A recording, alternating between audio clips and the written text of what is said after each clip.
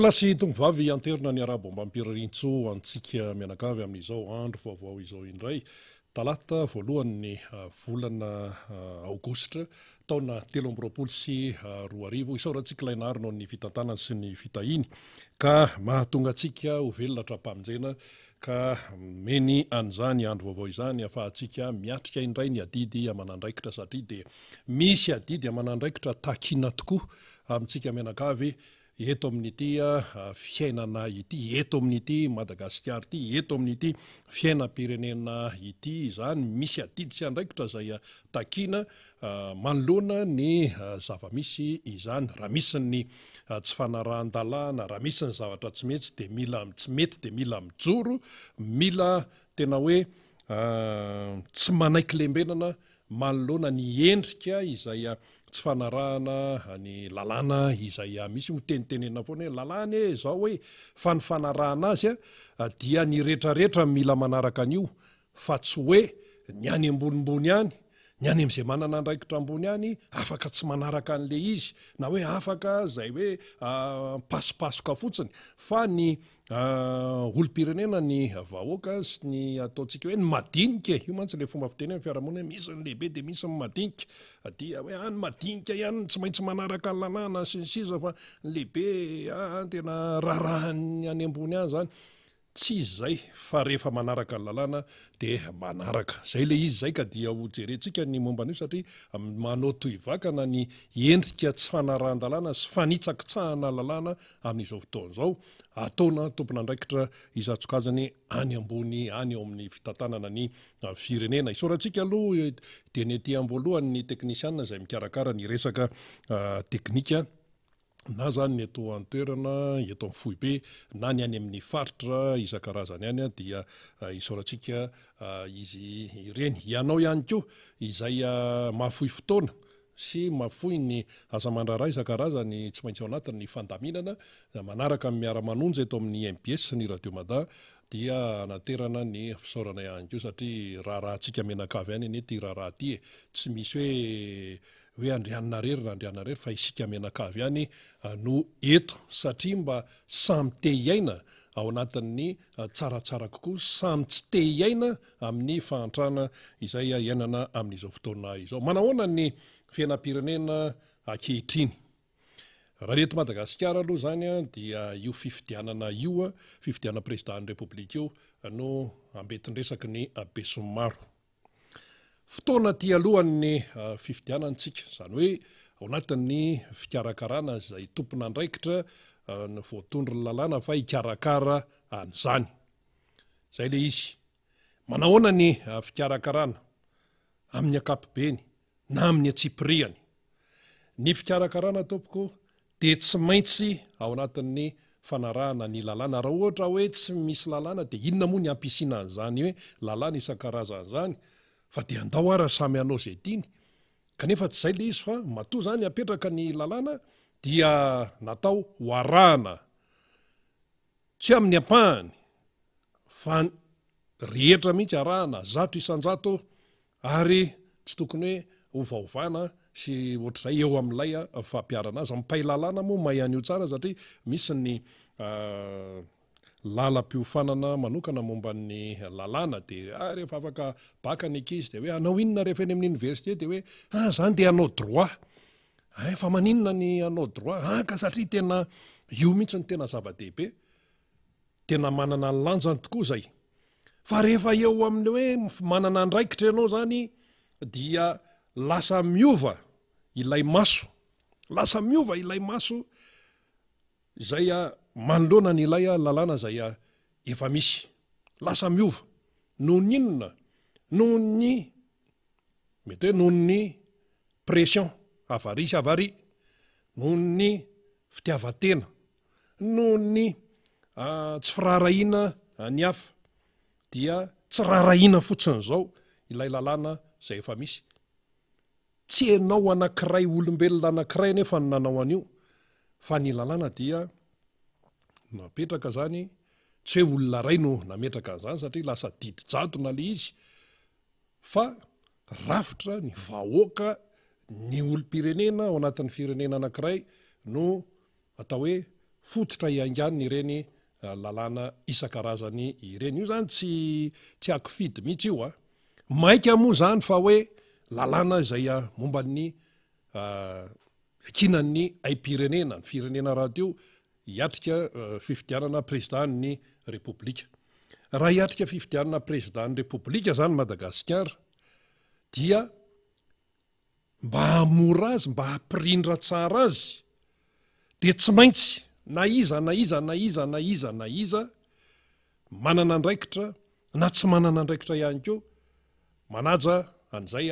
lalàna efa misy izay, tsy maintsy manaja. Ohatra, be ny tanàna, mpanolontsaina ny tanàna ao anatina commune anankiray, mazava tsara ny andraikiny, tsy hoe anao zay tiany ao reo, fa mazava tsara ny andraikiny, efa voasoratra ny lalàna efa misy zany, de mba te hirotsaka be ny tanàna rehefa tonga ny fotoana de mirotsaka, de mifaninana, de lany, de rehefa tonga eo tsy hoe anao zay tiako atao fa manaraka tsara ny didy aman-dalàna. Ny tsy fanarahana an'ireny mahatonga misy be ny tanàna miditra ponja. Rehefa tonga ny fanadiadiana, matetika moa zany amin'ny resaka arabola, amin'ny resaka fitantanana, tonga ny fanadiadiana hoe tsy manaraka ny lalàna ty, ny OPF ianao,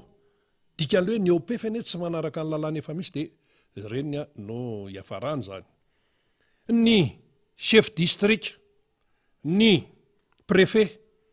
tsy hoe anao zay tiany atao, na reny olon'ny lalàna reny, administrateur civil tsy atoro vanjoadina amin'ny resaka lalàna, raha hoe sorti an'ny ENAM eny Androbe, sekoly manana amin'ny maizy azy zany, ny atao administrateur civil, de rehefa eny am-perinasy eny, ny préfet, sous-préfet, ny chef district, sasany ara mbola misy klasiny izy hoe administrateur civil exceptionnel, zany hoe tena manana amin'ny maizy azy zany, mpiasa-panjakana ambony, dia mahafantatra tsara tompoko ny lazain'ny lalàna. Raha oharina amin'ny olon-tsotra zany de reny olony reny tena hoe tena hainy tsara mihitsy io, aza manontany hoe zavatra hoe voavehany, fa rehefa voave de voave, fa eo amin'ilay fampiarana, de mifantaniana de zao, le olona ve mahafantatra n'ilay lalàna de ampanaovina zavatra zay mandika n'iny lalàna iny, de anao ve de ka manahirana, satria le izy mantsy raha vao tsy anao de tonga de mety mipitika eto, satria misy fahefana politika ary ambony ery. De eo zany le mila mazava tsara mihitsy ary tena mila ahitsy ny fomba fijery izay mivilana. Raha misy ny fahefana politika, tsy tokony mihitsy zany fahefana politika zany ho ampiasaina hampanaovina olona tompon'andraikitra tsy manaraka ny lalàna. Le olona tompon'andraikitra mahafantatra hoe zao le lalàna velona, lalàna misy eto amin'ny firenena, fa misy an'ilay fahefana politika avy aty ambony aty, manao hoe madio faniny zany, fa ianao aneka tena mety miala eo amin'ny toeranao io raha ohatra ka tsy manatanteraka an'ity, nefa hita zao fa tsy araky ny lalàna, ary tsy mbola nisy tao anatin'ny firy-taona teto amin'ny firenena. Aiza misy an'izany hoe préfet, chef district, efa niresahana lavabe teto omaly, hoe asaina manazava ny programa sy ny hoe resaka programme gouvernementany, asaina milaza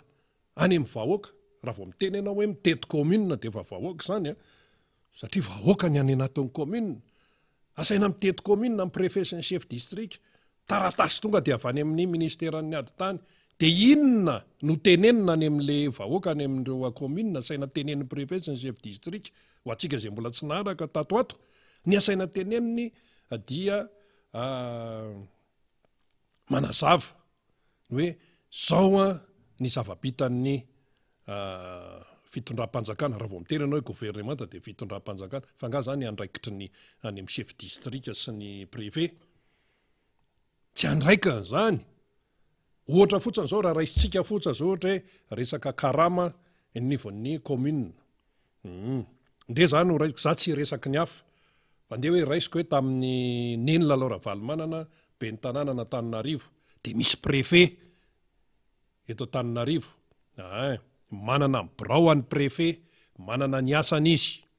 de rehefa karakaraina mandeha ny procédure isan-karazany zany ny karama aty amin'ny piasan'ny commune Antananarivo renivohitra tamin'ny andron'ny Nenina Laoravalmanana ho any resahako fa za tsy resaka ny hafa dia vita daholo zany ny kipitsipitsony ao de mandeha makany amin'ny préfet manao ny ao zany manao an'le hoe ny préfecture zany manao ny contrôle de légalité zay teny zay zany eny foana zay rehefa hoe andoha karaman'ny piasa de ahoana tsy maintsy mandeha aloha makany amin'ny préfecture de niany zany any manao ny contrôle de légalité somary teny teknika le izy tsy manina fa mba mila haitsika koa zany e zany no andraikitry ny préfet de zao zany le izy de lasa mitety commune araky mibaiko satria taratasy io sony amin'ny ministre araky mibaiko avy any amin'ny ministeran'ny tany any de hoe manazava any amin'ny vahoaka any zany any anivon'ny commune any ny zava-bitan'ny fitondrana inona ny fandraisany zany aty resaka contrôle de légalité zany no fahalalan'ny olona zany no lazain'ny lalàna fa raha hoe misy zava-bitany any amin'ny commune any zany ohatra hoe navita inty ohatra hoe navita CEG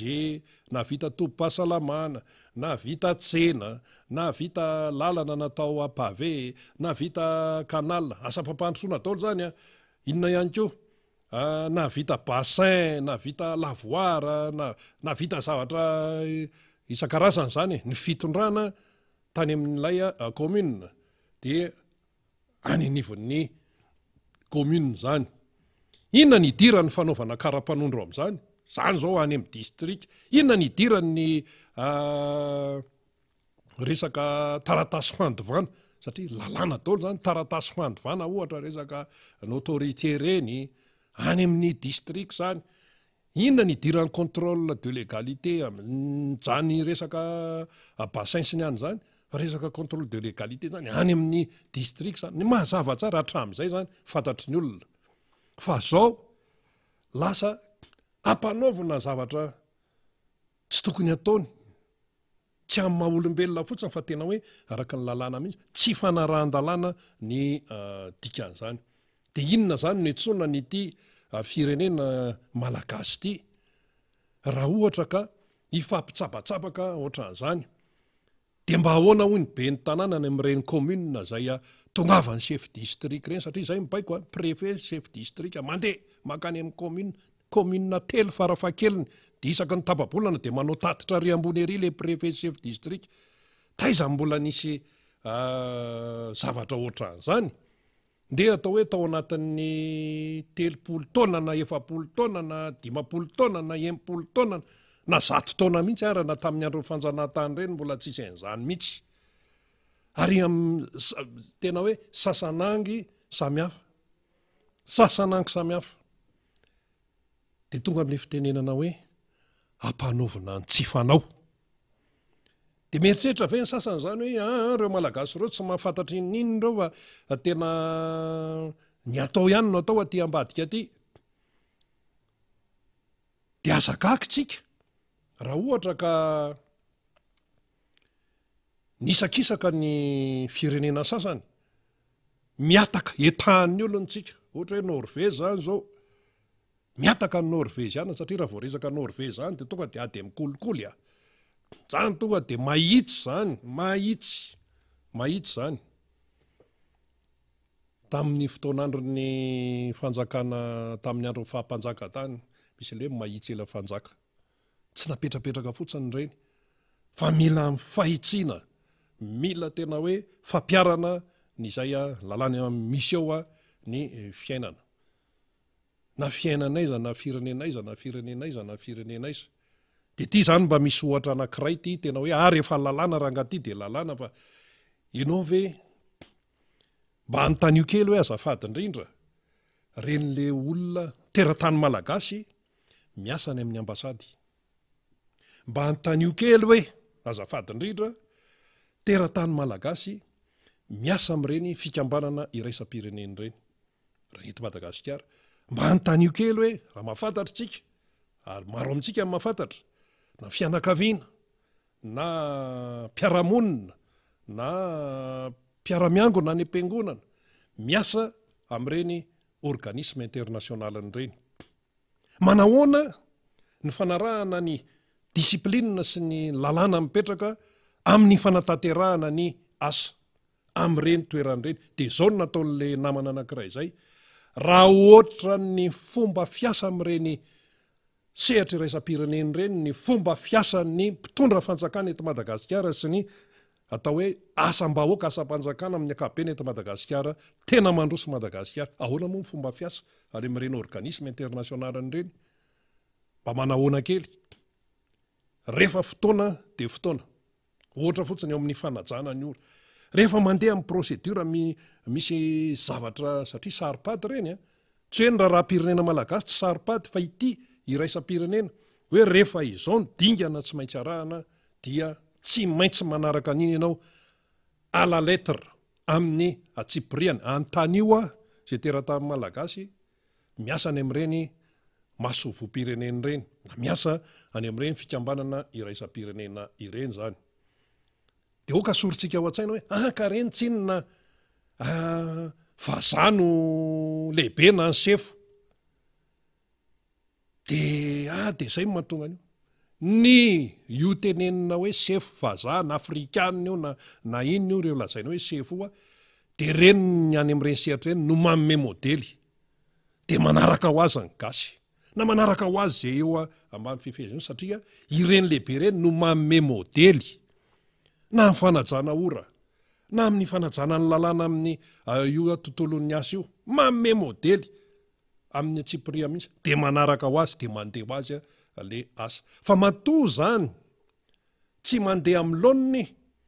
ny fiainam-pirenena ao anatin'ny firenena anankiray ohatra hoe Madagasikara dia misy modely ratsy ao anisan'ny modely ratsy anie zao toy ny hoe ampanaovina ny tsy fanao manao ny tsy fanao zany ny préfet sy ny chef district miainga avy amina taratasy ofisialy avy any amin'ny ministera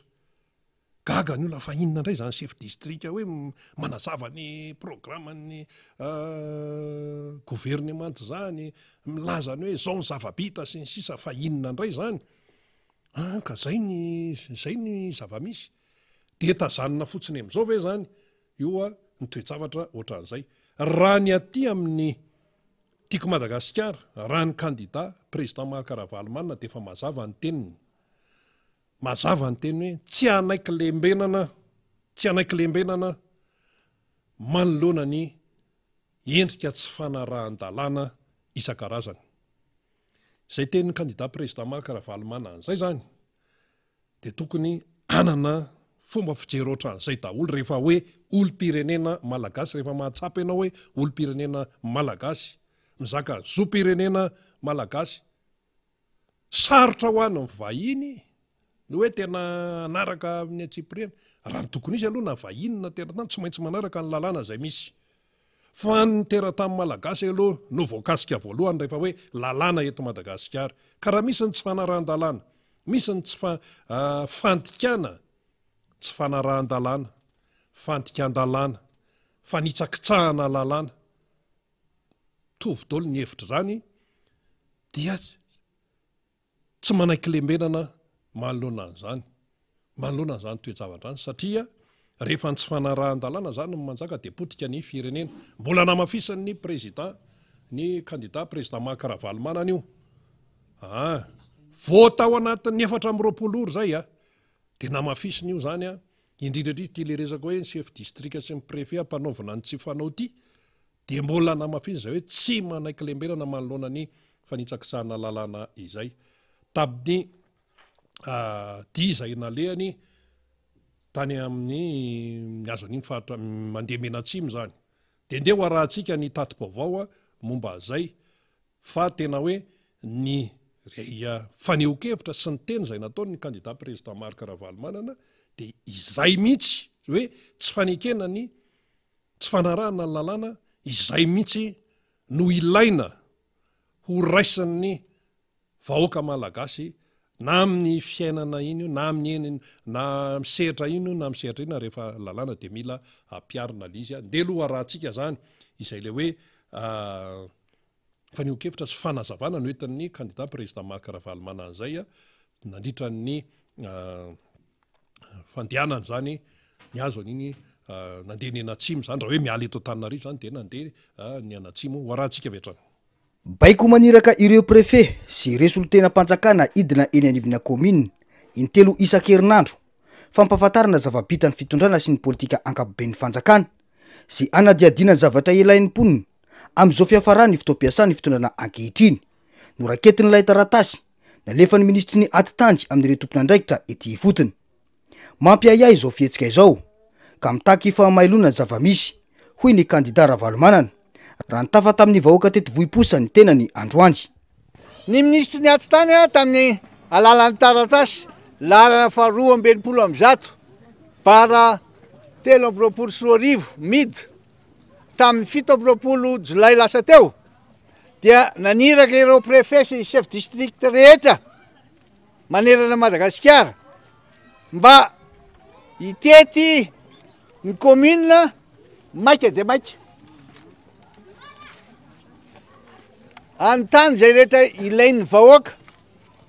sy anazava any hoe programme général de l'État. Ny politika ankapoben'ny fanjakana zany ny tiany fahatarina na ny PGE ary hitanisa ireo zava-bita fitondrana midiky zany fa ho avy aty aminareo aty ireo chef district na ny préfet. Ireo préfet chef district ireo indray no manery ny mpiasa-panjakana rehetra eo ambany fahefany ary manery ireo mpandraraha tsy miankina eo amin'ny faritra misy anareo eo mba hanampy ara-bola na ara-pitaovana anatanterahana io baiko nomen'ny ministra io. Ho avy aty zany rareo de hijery antany anareo ary efa avy eo hiantso an'ireo mpanambola na mpandraraha mazava fa tsy am'izao fotoana zao zay fiafaran'ny mandat no fanaovana ny ezaka ahafahatarana ny etaeta vahoaka na koa ny fampandrosoana. Inona tsony no vitany anatin'ny ray volana raha izao izy makaty tsy am'izao fiafaran'ny mandat zao aminareo no anazavana ny politique générale na ankapoben'ny fanjakana na ny politique générale de l'État aminay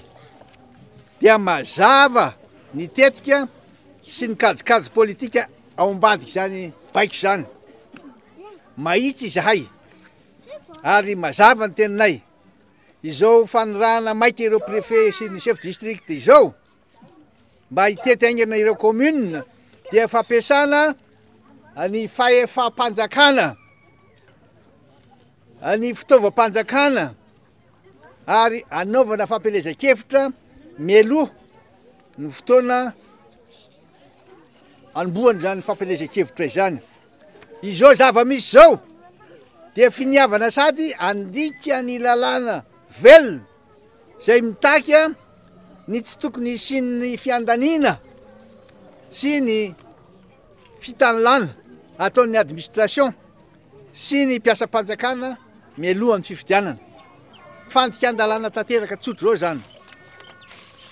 Fandikan-dalàna ny fampiasana ny fahefa-panjakana sy ny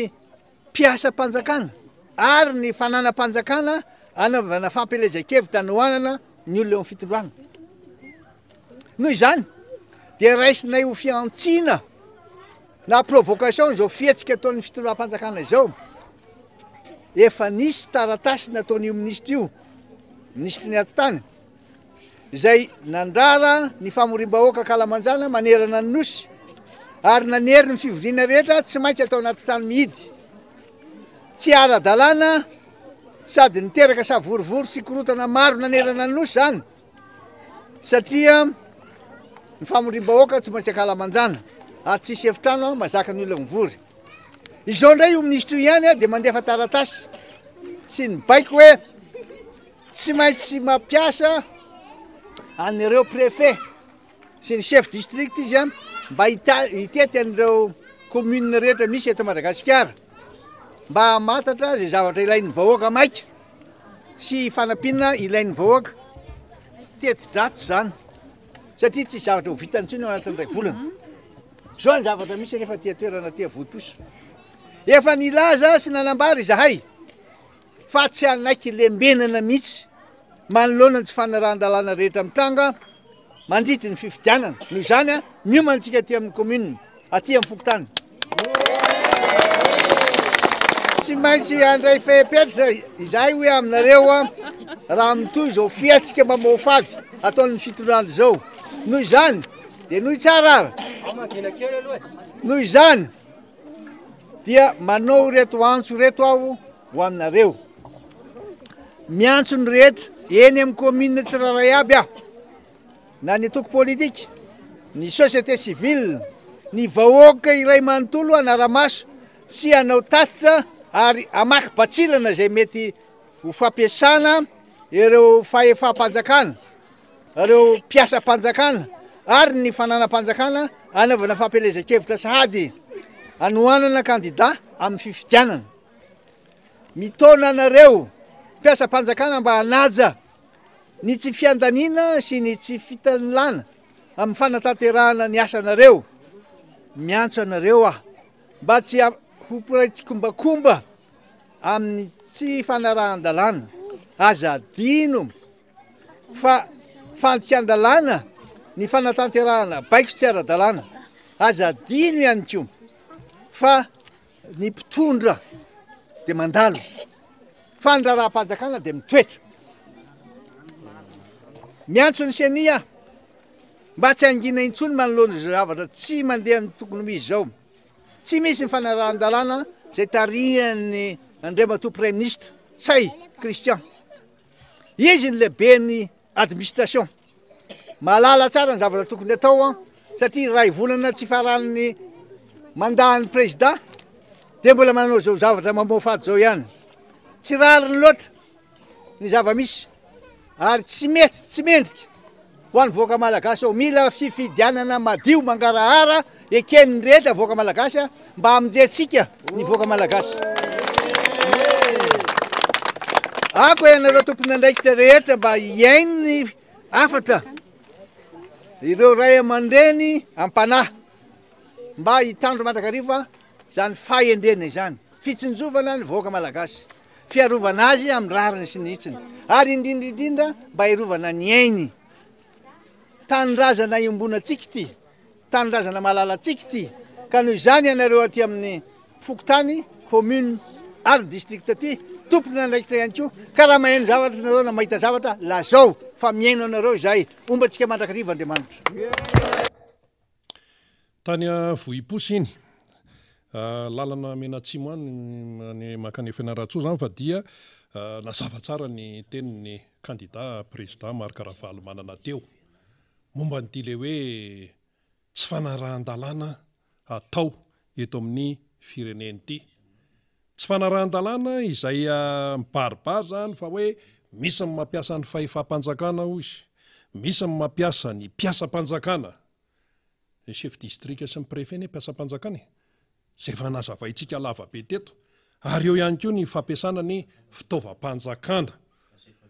Zany hoe fampiasana fahefam-panjakana, fampiasana mpiasa-panjakana, fampiasana fitaovam-panjakana zany dia atao ho atao amin'inona, ho atao hampandaniana kandida izay kandida ny fanjakana zany. Propagande zany, zay nefa nytenenitsika teto, propagande zany. Dia inona raha natao manoloana an'izany, inona natao zany, dia mazava ny tenin'ny kandida président Marc Ravalomanana teo. Mila mijoro ary tsy manaiky lembenana, tsy manaiky lembenana manoloana ny tsy fanarahan-dalàna. Inona moa ny dikan'le hoe tsy manaiky lembenana? Ny tsy manaiky lembenana aloha dia anisan'ny lehibe ao anatin'izany tsy fanekena lembenana zany ny fampibaribarina ny zavatra tsy mety. Raha mahita zavatra tsy mety zany tena hoe miaraka amin'ny profo mazavatsara hoe tarina isan'izao, tarina izy topanjakana ohatra zao, tonga de tenenina, tonga de masamy laza mihitsy hoe tary tamin'ny toerana tary, zao ny fotoana nitrangan' zany, zao lay fitaovam-panjakana nampiasaina ao amina propaganda mialoha amin'ny fotoana sady, de zao no nitenenina amin'ny atsipria mihitsy. Fa de fa nazava ny teny teo hoe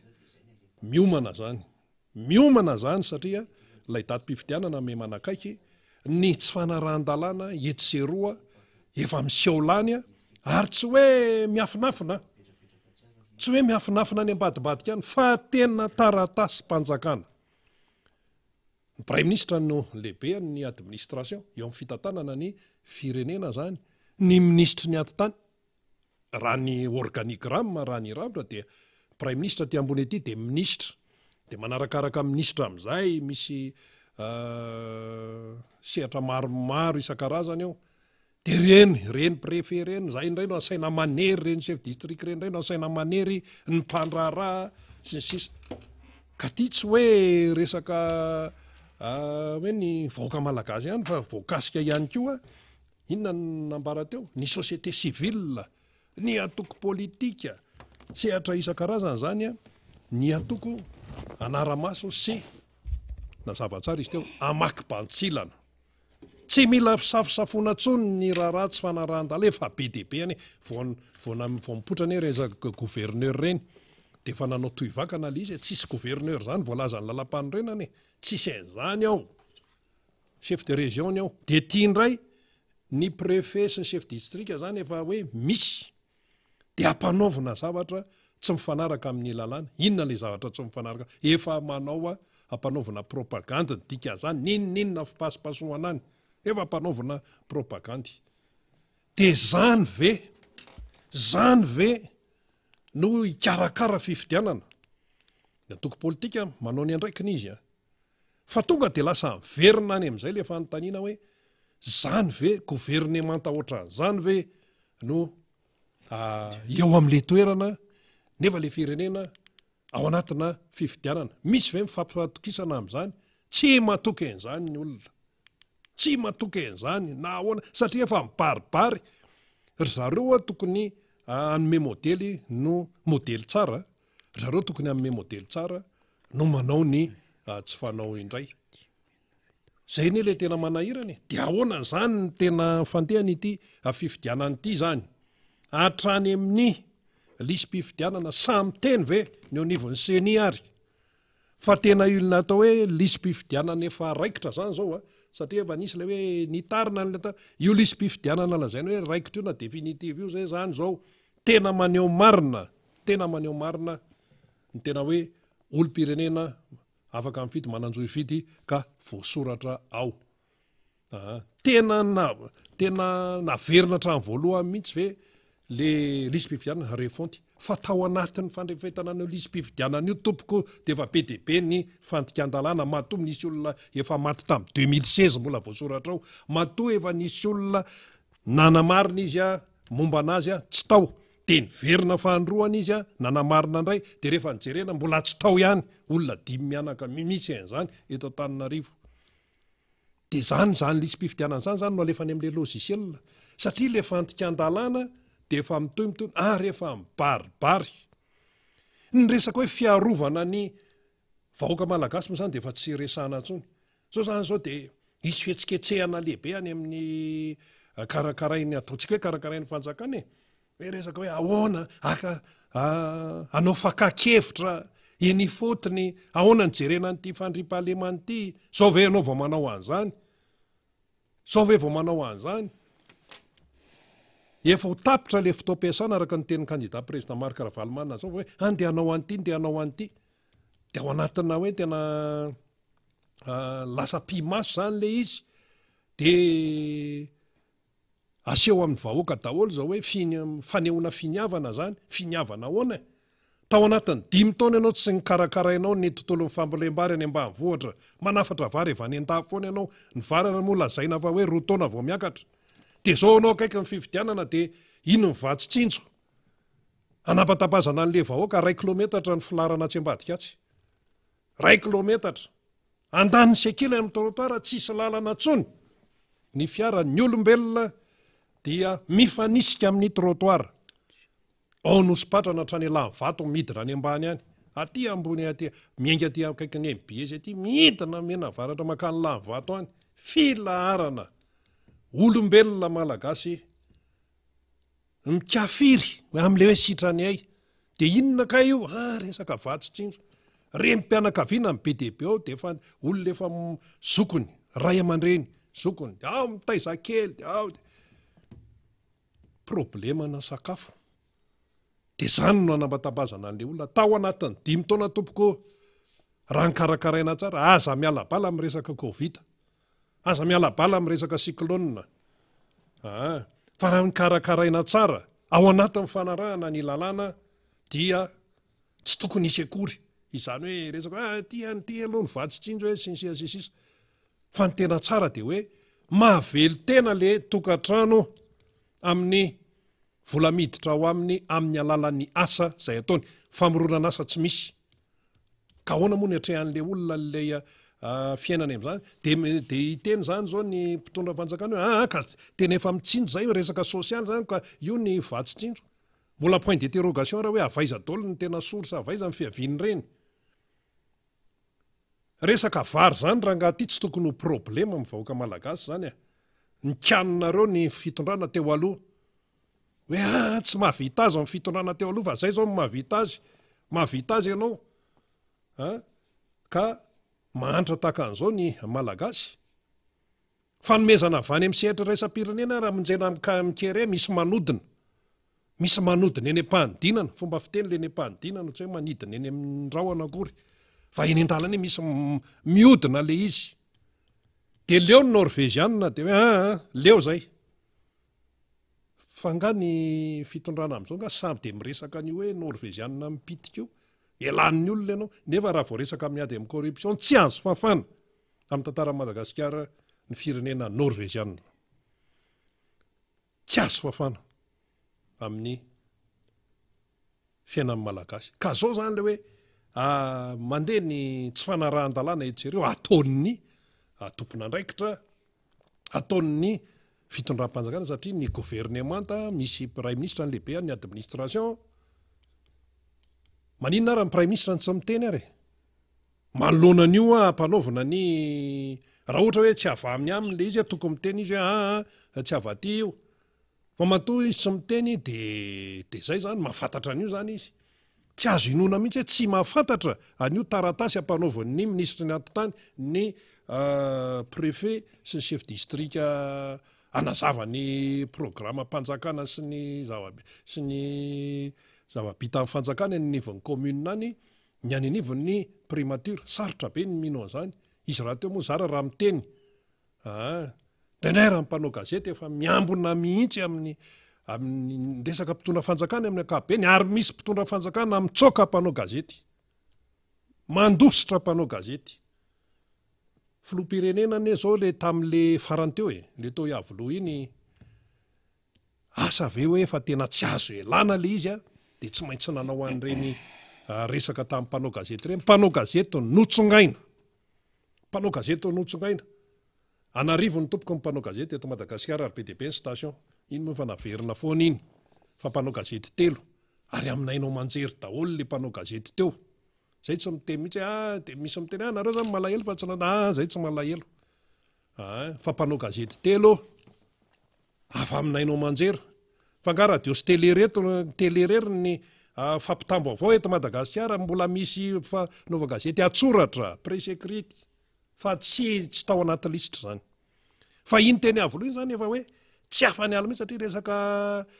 nandeha be mantsy le resaka hoe fizakana zoam-pirenena frantsay ny filoham-pirenena zany de tsy maintsy natao izy de nanazava momana hoe karakarana ny zanaka hoe iza ny ray aman-dreny malagasy tsy karakara ny zanany sinsisa misy ny ray aman-dreny malagasy teratany malagasy afaka mampianatra ny zanany ny fa tsy maka nationalité frantsay zay fotsiny valiny fa eo amin'ny resaka raha-pirenena dia mandosindrositra mpanao gazety zany raha vao anontaniana dia andraso aloha mbola tsy manam-potoana miditra bro-mpanjakana ianao mikaroka vaovao mbola makatsy aloha mbola miera amin'ny lehibe aloha ndana makary amin'ny varavarana amin'ny numéro zao lasa ianao makany mbola tsy ao izy fa mbola lasa nisotro kafe andana makary fangandra raha mbahoaka raha ngaty miandren'izany tsy vaovao tsony le izy raha ohatra ka ohatran'izany vaovao tokony mandeha an'io dia raha afaka pitsona afaka herinandro vao alefanao efa loha zany nampianarina anay tamin'ny journalisme efa tsy vaovao tsony dia ohatran'izany ianao zany hitady ny marina dia tsy apotra le marina ay zany any ambadika any na hoe tsy any ambadika any fa ay zany efa hitantsika eto hoe ampanaovana zavatra tsy tokony ataony ny mpiasam-panjakana préfet sy ny chef district any mpiasam-panjakana mpiasam-panjakana ambony mihitsy fa tsy hoe mpiasam-panjakana tsotra dia eo amin'izay zany le hoe inona zany le atao le hoe mila miomana zany tsika amin'izao fotoan'izao ary efa manara-maso amin'ny atsipriany misy ny fanarahan-dalàna amin'ny baribary misy ny tsy fanarahan-dalàna amin'ny baribary dia misy ihany koa ny fanarahan-dalàna baribary ihany koa iza zao manaraka ny lalàna ny tiako Madagasikara nympanoana ny président Marc Ravalomanana ny candidat président Marc Ravalomanana zao manaraka ny lalàna izako ny manao zavatra dia manaraka ny lalàna manome modely fa iza ny tsy manaraka ny lalàna tsy manaraka ny lalàna dia latao le hoe hitsikitsikivavahana fomba fiteny zany no tsy manaraka ny lalàna dia any ministera any am'izay manana ny fibaikona no tsy manaraka ny lalàna zany zay le izy dia anjarantsika zany no mandray tsara an'izay ny anjarantsika zany dia hoe efa miomana ozy ny président candidat Marc Ravalomanana teo mila miomana fa efa hita zao no hoe fampiasana fahefam-panjakana fampiasana mpiasam-panjakana fampiasana fitaovam-panjakana le 4 raha zaraina ho an'ny chef district zany tsy maintsy iny mantsy zao no tengenany andeha mitety commune dia inona le ataony any mampanaovina zavatra tsy araky ny lalàna zay misy dia mampiasa fitaovam-panjakana zany tsy araky ny tokony izy fitaovam-panjakana ny fiarakodia fitaovam-panjakana ny telefona fitaovam-panjakana zay fitaovam-panjakana egalina fitaovam-bahoaka telefona zany rehefa telefona ka hoe floty ohatra hoe ao anatina sehatry ny asam-panjakana dia asam-panjakana no tokony ampiasana azy le telefona fa tsy etsonao an'ny pray atoko aminao ary programa nataoko politika anao ary tsy asam-panjakana zany tsy anontanianao ny sirandokanao any antranonao any aloha ahoana jereo tsara ny sirandoko ao nefa le izy telefona natao amin'ny asam-panjakana inona ny diran'ny asam-panjakana amin'izay sirandokanao sy ny voatabisy tongolonao lokanao rariva any tsisy hidiran'ny asam-bahoaka zany ka zany endrika hoe tsy mety daholo fa amintsika le izy ohatrany hoe fa raha any amin'ny sehatra ny tenenina teo any amin'ny sehatra raisam-pirenena anao manao an'izany tonga dia vitany aminao ahoana ihany mahavita manaraka lalàna amin'ny atsipriany fa ahoana amin'ny fitantanana firenena no tsy mahavita amity mitinako ny azy zany satria efa tonga eto namana fanira zavo-manantany satria mbola maro ihany koa zavatra ho teneniny ao dia zao le fanontaniana hoe sarotra ve ny manaraka ny lalàna eto amin'ny firenena mora sa sarotra manaraka hoe tia ny lalàna dia atao valiny mora maninona amin'ny candidat président Marc Ravalomanana mahavita manaraka ny lalàna tsara sy manaja sy maninona ny tiako Madagasikara maninona ny RMDM maninona ny mpanohana ny candidat président Marc Ravalomanana no mahavita manaraka ny lalàna ka maninona ny mpitondra fanjakana no tsy mahavita manaraka an'iny fa tsy maintsy manendry gouverneur izay vao milamina ny sainy nefa io fanendrena gouverneur io tsy mampilamina io ary ambarany toritena amin'ny pasitera teny Antsonjombe hoe ny fitondrana izay lanta amin'ny alalan'ny alabato dia fitondrana tsy maro toerana tsika zay ne mihaino toriteny tsika rehetrarehetra mihaino toriteny fitondrana tsy maro toerana tamin'ny alabato fa rehefa endrika halatra riendrika alatra ne tony hoe fampiasana fampanjakana mpiasa-panjakana ampiasaina amin'ny tsy tokony izy fitaovam-panjakana ampiasaina amin'ny tsy tokony izy alatra daholo ny dikan'izany miaraba namana fanira zavy-manantany ndao ary zatsy izy tonga eto amin'ny miara-manonjy eto amin'ny MBS Radio Mada. De sady miaraba no misaotra ny namana Rina zay miaraka amintsika amin'izao maraina izao. Miaraba ny faly sy ionja ambadika eo ny mpiara-miasa rehetra izay mielipatrana any amin'ny toerana samy hafa ny mikarabavao ny namana ao amin'ny Radio Mada ihany koa de tsy aitsika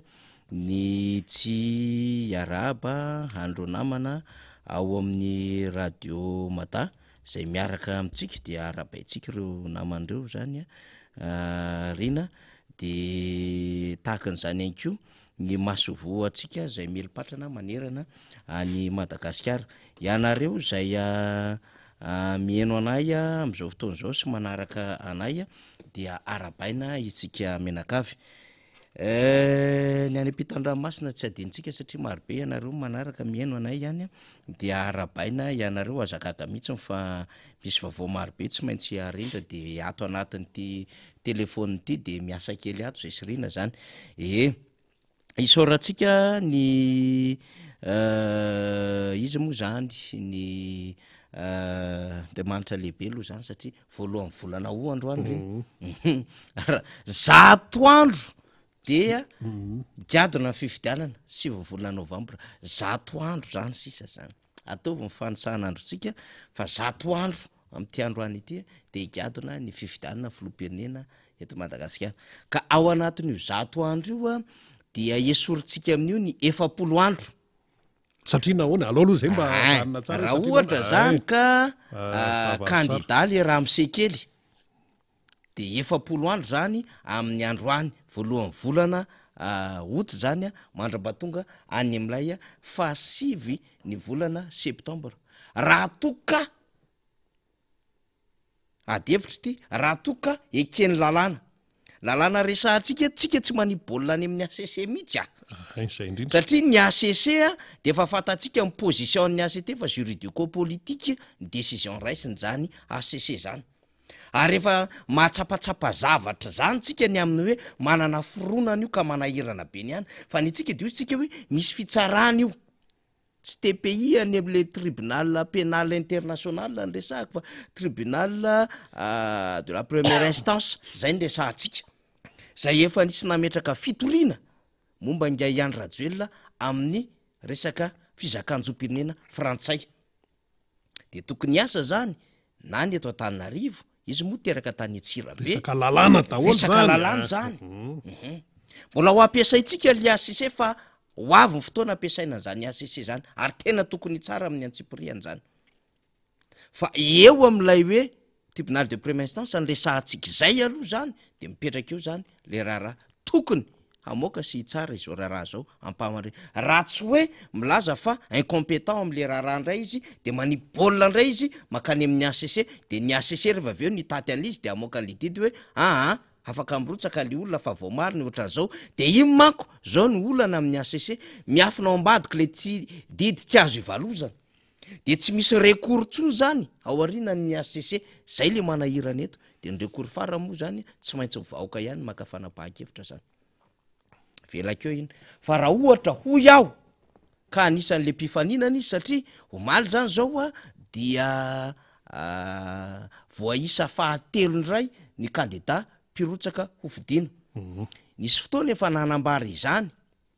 fa tsy mbola amin'ny fomba ofisialy fa nanambara zany fahavonona zany Andriamatoa Paraina Auguste raisitsika ihany iny zany hoe anankiray fa ny filomarika Ravalomanana dia fa nanaiky aloha zay manko lo izy nanaiky aloha ny fangatahany antokotiky Madagasikara ny amin'ny ho candidat ho filohan'ny Repoblika de nanaiky izy tamin'ny voalohan'ny volana Jolay zany hoe ray volan'androany zany le fanekeny ny filomarika Ravalomanana ho candidat le tatsy le fanambarana be tao Tanjombato ray volan'androany iny zany satria premier juillet iny de vao nivoaka ndray zany ilay ambaratsika hoe didim-panjakana tamin'ny faraiky amby 10 volana Jolay zany 10 andro taorinan'iny satria miteraka pression le fanambarana ny filomarika Ravalomanana fa tsy mandehandeha ho azy ange le zavatra io premier juillet izy nanaiky ny fangatahany atokotiako Madagasikara ekeko izy fangatahanareo candidat tsy niteny izy hoe za irotsaka samihafa manko zay riny fa hoe manaiky ny fangatahanareo ho candidat tsy miteny zany hoe irotsaka manaiky ny fangatahana manaiky aloha izy de io zay inty aho irao aho zay le izy zay ka de rehefa tonga am'izay mifaraiky amby folo volana jolay nivoaka le didim-panjakana araky ny fanambarana zay nataony teo anivon'ny gouvernement satria acte ny gouvernement zany nisy didim-panjakana 5 ny raisinao anatin'izany ary efa nambarantsika foana itsika manko manazava eto manabe ny am' zavatra tsara ho fantatry vaoaka le hoe atao fifidianana tompoko de fanambarana itety foana fa tsy le hoe mandrotsabato amin'ny fotoana zay hanaovana ny fanatanterahana ny fifidianana fa mialoha mandritra ary aoriana ny fifidianana no atao hoe fifidianana ary ny fampanara-andalana ny sehatry ny lalàna rehetra ny fifidianana sy ny fikarakarana nyreo fitaovana iatrehana fifidianana ny olona iatrika fifidianana atramin'ny fidy dia zany rehetrarehetra zany dia fifidianana avokoa eny indrindrara ny vola hoetimanana ikarakarana ny fifidianana ny fanaraha-maso ny fifidianana dia fifidianana avokoa ny anaran'izany rehetrarehetra izany dikan'izay le processus zany raha resaka élection resahantsika dia misy lafinjavatra maro mibata an'iny mahatonga an'iny vao hoe fifidianana ao anatin'izany zany le décret ny convocation des électeurs sy modalité hoe ohatrany ahoana le endriko le scrutin ho tanterahana ohatriny na le vola antobola ho ampiasaina na hoe fandraisana anjara contribution an'le candidat zany rehetrarehetra zany tsy maintsy ny lalàna mandray fanapahan-kevitra am'izany ary lalàna ny fanaraka ny lalàna fa tsy lalàna ovaovany ny gouvernemanta satria tsy manana fahefana hanova lalàna ny gouvernemanta satria tsy mpanao lalàna izy fa mpanatanteraka zany zao de fa mandika lalàna misy le gouvernemanta amin'io resaka caution io zay novainy le gouvernemanta zany ka taoarinan'iny didim-panjakana ny raisin'ny gouvernement iny manaiky ampifidy andatsabato convocation des électeurs dikan'izay zany de fa hoe vonina tanteraka ny hanatanterahana fifidianana ny 7 volana novambra ary raha toka isy ny fiodinana faharoa de amin'ny 20 volana desambra de taoarinan'iny am'izay filomarika ravalomanana de nanao fanambarana fa vonina tanteraka handray antsara am'izany fifidianana filom-pirenena tanterahana volana novambra sy ny volana desambra 2024 zany ofisialy zany iny fanazavany président marika ravalomanana iny ka ny ampy fanotelony izy omaly ny filohan'ny antoko malagasy miaramiainga dikan'izany efa misy fahavonona politika hoetin'ireo candidat zay efa mampiseho an'izany faharisiana hiatrika amin'ny fifidianana izany fa kosa tsy lavitra ilay paipaikady politika tsy lavitra ilay hafetsena politika tsy lavitra ilay dolamakota zay stomin'ilay fanjakana avy ato ambadikato ilay izy satria izy ireo de efa mahalala raha mpitondra fanjakana ka tsy manana ny information eo an-tanany tsy manana ny renseignement eo ambany sokany de tsy mpitondra fanjakana mahay zany satria miasa daholo ny information sy ny renseignement rehetrarehetra rehefa mitondra fanjakana ianao ivelan'izay aza manana information sy ny renseignement mainka moa fa mpitondra fanjakana zay afaka mampiasa an'ireo hetsika sy ratsana ary ambaratonga pahefana ahazona n'izany vaovao sy fanangonam-baovao sy mombamomba an'ireo vaovao miparitaka eny amin'ny faritra rehetra sy sesitra isatrokajony zany ka isa maraina de misy vaovao mandeha eo ambany soka eo ambany maso eo ambany lohany le mpitondra fanjakana indrindra raha chef d'institution izy de mahafantatra izy zany aminy hoe ohatra ny ahoana ny zava-misy amin'ny akabeny ny evon'ny fiarahamonina ka raha ohatra ka tsy taolana tsy tailana ary tsy bilao lay information sy le renseignement omen'ny mpamme azy de manana lecture normale zany lay mpitondra fanjakana mahafantatra ny zava-misy akabeny iaina ny firenena fa raha taolana raha tailana raha bilao lay information omena azy de diso daholo zany ny fomba fandikany zava-misy satria mety matahotra na mety hoe tia ampifalifaly na mety hoe tia anajabaka na mety hoe manipoditra akondro zany fomba fiteny daholo zany ho an'ilay mpitondra fanjakana lay mpamme vaovao miainga ty ambany kanefa hoy isika amin'ny akabe ny information zay miodina ao anatiny zany androm-panjakana rehetra izany de manodidina marina dikan'izany fantatra izy ireo fa bloqué fantatra izy ireo fa coincé ary fantatra izy ireo indrindra fa tsy manana tsony chance ahafahana maka le fahefana amin'ny alalan'ny élection juste libre transparente accepté par tous ary démocratique izy ireo aneriny zany sisa dia tsy mipainty tsy mitady ny formule rehetrarehetra ahafahana maka le fahefana zay amin'ny fomba zay nahazatra ny zareo tsy nanana fahefana ary moa reto olona reto fa fahefana kely teny amin'ny commune Antananarivo renivohitra any nandrombaka fahefana teny an-tanan'ny olona maika fa misy fahefana izy de mbola mieritreritra izy satria efa tsy any amin'ny tsony le vahoaka de ahoana indray no ahafahana manetsika an'izay moyen eo am-pialatanantsika ka raha miresaka moyen de amin'ny alalan'ireo olona zay tendreny isaky ny alarobia ao anatin'ny conseil des ministres amin'ny alalan'ireo fitaovana samihafa zay tena miparitaka manerana ny commune sy ny district ary amin'ny alalan'ny vola zay la etsika atao de manaraka an'ireo rehetrarehetra ireo ny endriky ny tsindry ny endriky ny tery ary misy fampiororona kolaka amin'ny alala ny fomba fanehoana hevitra amin'ny alala ny fandraisana fanapahan-kevitra ary amin'ny alalan'ny fietsika samihafa ataon'le mpitondra fanjakana sy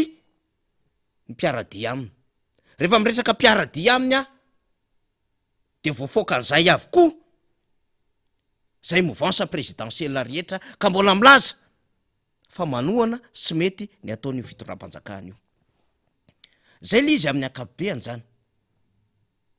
ka zao zavatra hitantsika rehetrarehetra zao dia am'izay endriny resahako zay mihitsiny zany hoe manana vaovao io fitondram-panjakana io fa tsy tafavoaka izy ilaza zavatra ray amintsika fotsiny ny etiko teto le izy mety tsy de tena ho raisitsika io zava-dehibe eny na ny tenako ary tsy de tena nandray lizy ho zava-dehibe fa nisy ho fa nadiadiana karazana voty nandeha tsapakevitra tsotsotra nandeha tam'tambajotra sosialy zay pejy hafa mihitsy nanao azy angamba tsy hotononoko ny anaran'le pejy fa nandeha le izy tamin'ny herinandro lasa iny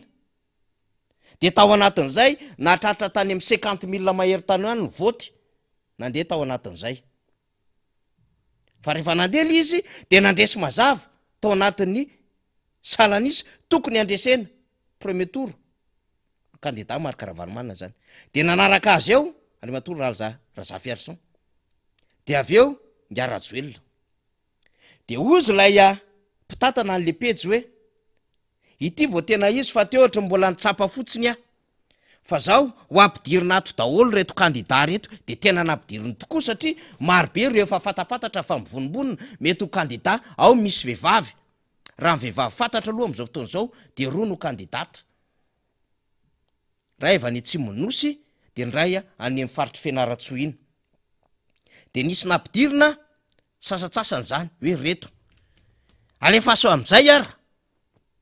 zany hoe averina faharoandray zany lay tsapakevitra tany amin'ny tambajotra sosialy zay mbola ipejy le nikarakaranyio tamin'ny herinandro ambony io ihany no nikarakarany'izy faharoa fa rehefa mbola naverina indray le izy mbola nandresy mazava tao ihany ny filoha Marc Ravalomanana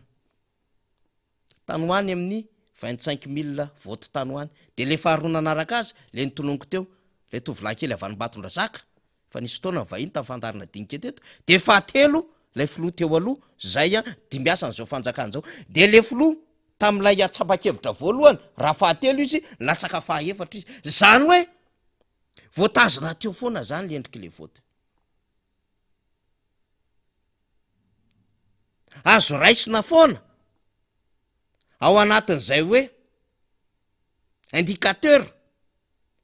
na ihany ko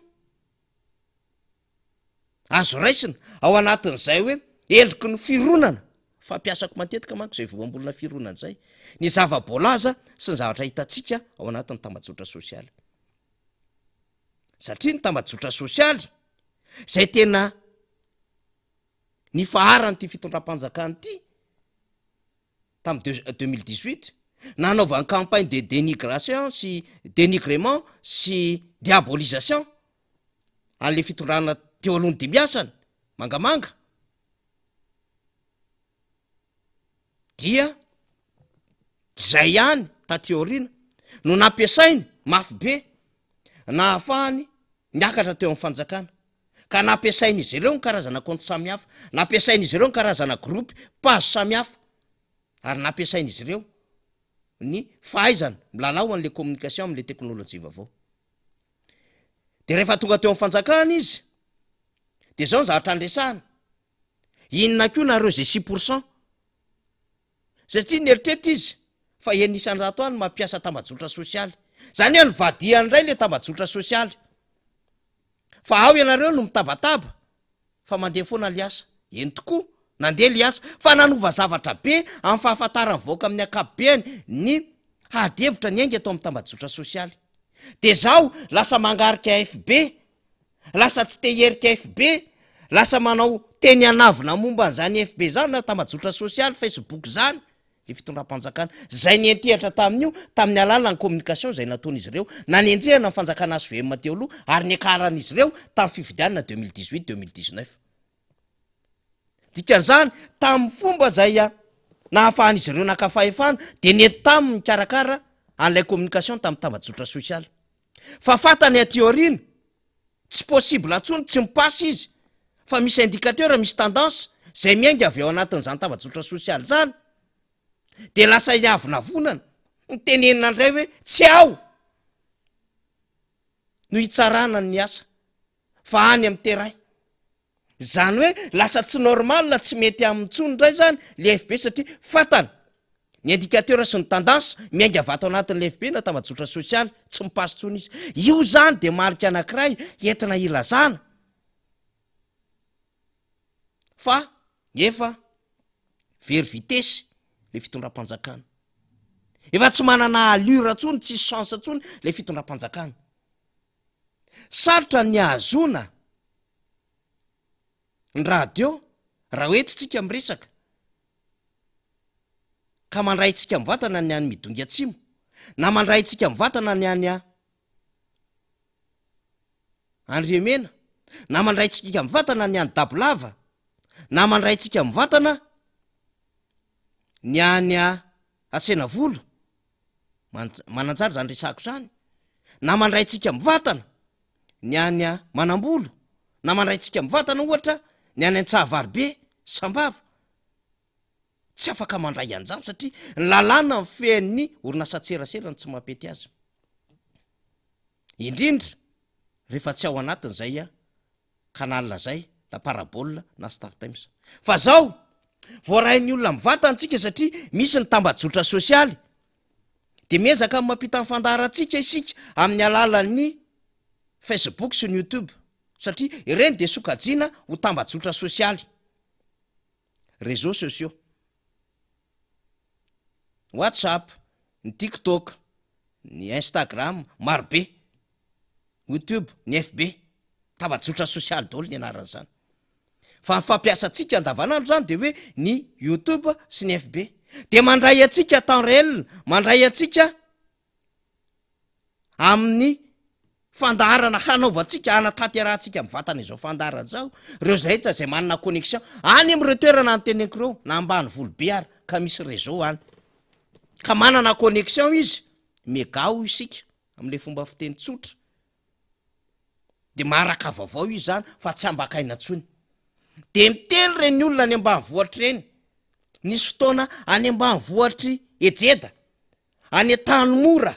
any faritra Tsimonoso zany tanàna Ngamonja Jone zany tamin'ny fotoanandro Piasonam ray aman-dreny Biajaitsika maraka vaovao mihitsiny any ampany andrefana kokoa raha maheno anany namana tantely any ampany andrefana mahafinaritra be maharaka ny vaovao atsika eo zay mijery foana any faradofay lavitra fa manaraka atsika izy mivatana dikan'izay zany misy indicateur sy misy fironana marobe satria ny eran'ny Madagasikara sy any ambany volo rehetrarehetra any de mandray sy mahafantatra ny zava-misy eto amin'ny firenena zany ka tsy azo ambakaina de fantatry le fitondram-panjakana io satria ny maneho hevitra eo tsy ny hoe eto Antananarivo na any amin'ny chef-lieu de province na chef-lieu na région na chef-lieu na district tsy any fa tena any ambany volo lavitra be any de maharay sy mahafantatra ny vaovao amin'ny alalan'le tambazotra sosialy de misy représentativité zany marobe miodina ao anatiny iny tambazotra sosialy iny maneho hevitra de zay échantillon vote zay miainga avy amina tambazotra sosialy zay afaka hitarafana ny hoe makaiza ny foronana ny any firenena mandrosy rehefa miatrika fifidianana de fantatra enim-bolana meloa reto avy ny candidat démocrate sy ny républicain ny gauche sy ny droite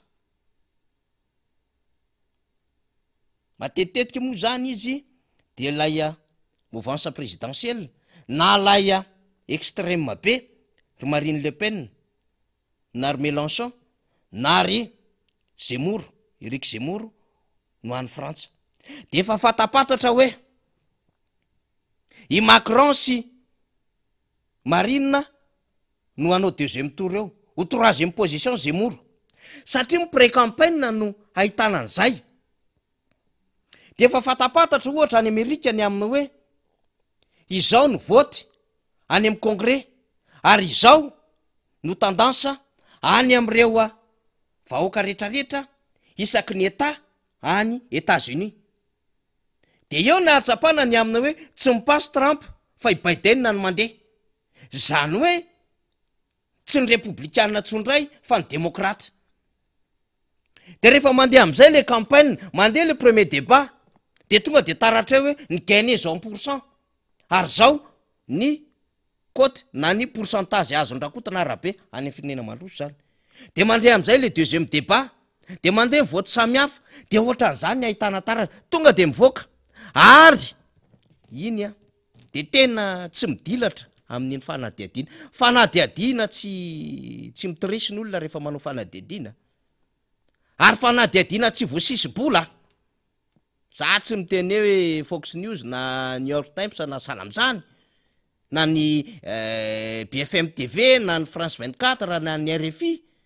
satria mety misy polina na mpanao gazety mitambatra tsy lozan'izay manana communication ny candidat rehetra ny firenena matanjaka fa tsy hangalarana ny fanadiadin'ny olona fa mazava hoe ireto no masitsivana ireto no lalakevitra ireto no fomba na hoe ny haitondro ahafahana maka ny lay fanadiadina reto lay santiona na fanadiadina tadiavina de mivoaka amin'ny alalan'izay le tendance le fironana embolana efa-bolana telo volana roa volana ray volana J-7 zorziny tonga de mivoaka raha amin'ny enina ariva ny vita ny voty amin'ny 10 alina raha ela indrindra mivoaka ny valim-pifidianana ampy 12 alina manao fanambarana le candidat na le candidat malheureux io na le mivoaka mpandresy dikan'izay zany tsiketo zany efa afaka mandehandeha lavitra kokoa ny amin'ny hoe makaizy zao fironan'izao marina fa tsy hahafahantsika manao sondage anatin'ny vanim-potoana fifidianana fa zao raha mielo lavitra amin'ny fifidianana efa ahitana taratra tsotsotra sy mandehandeha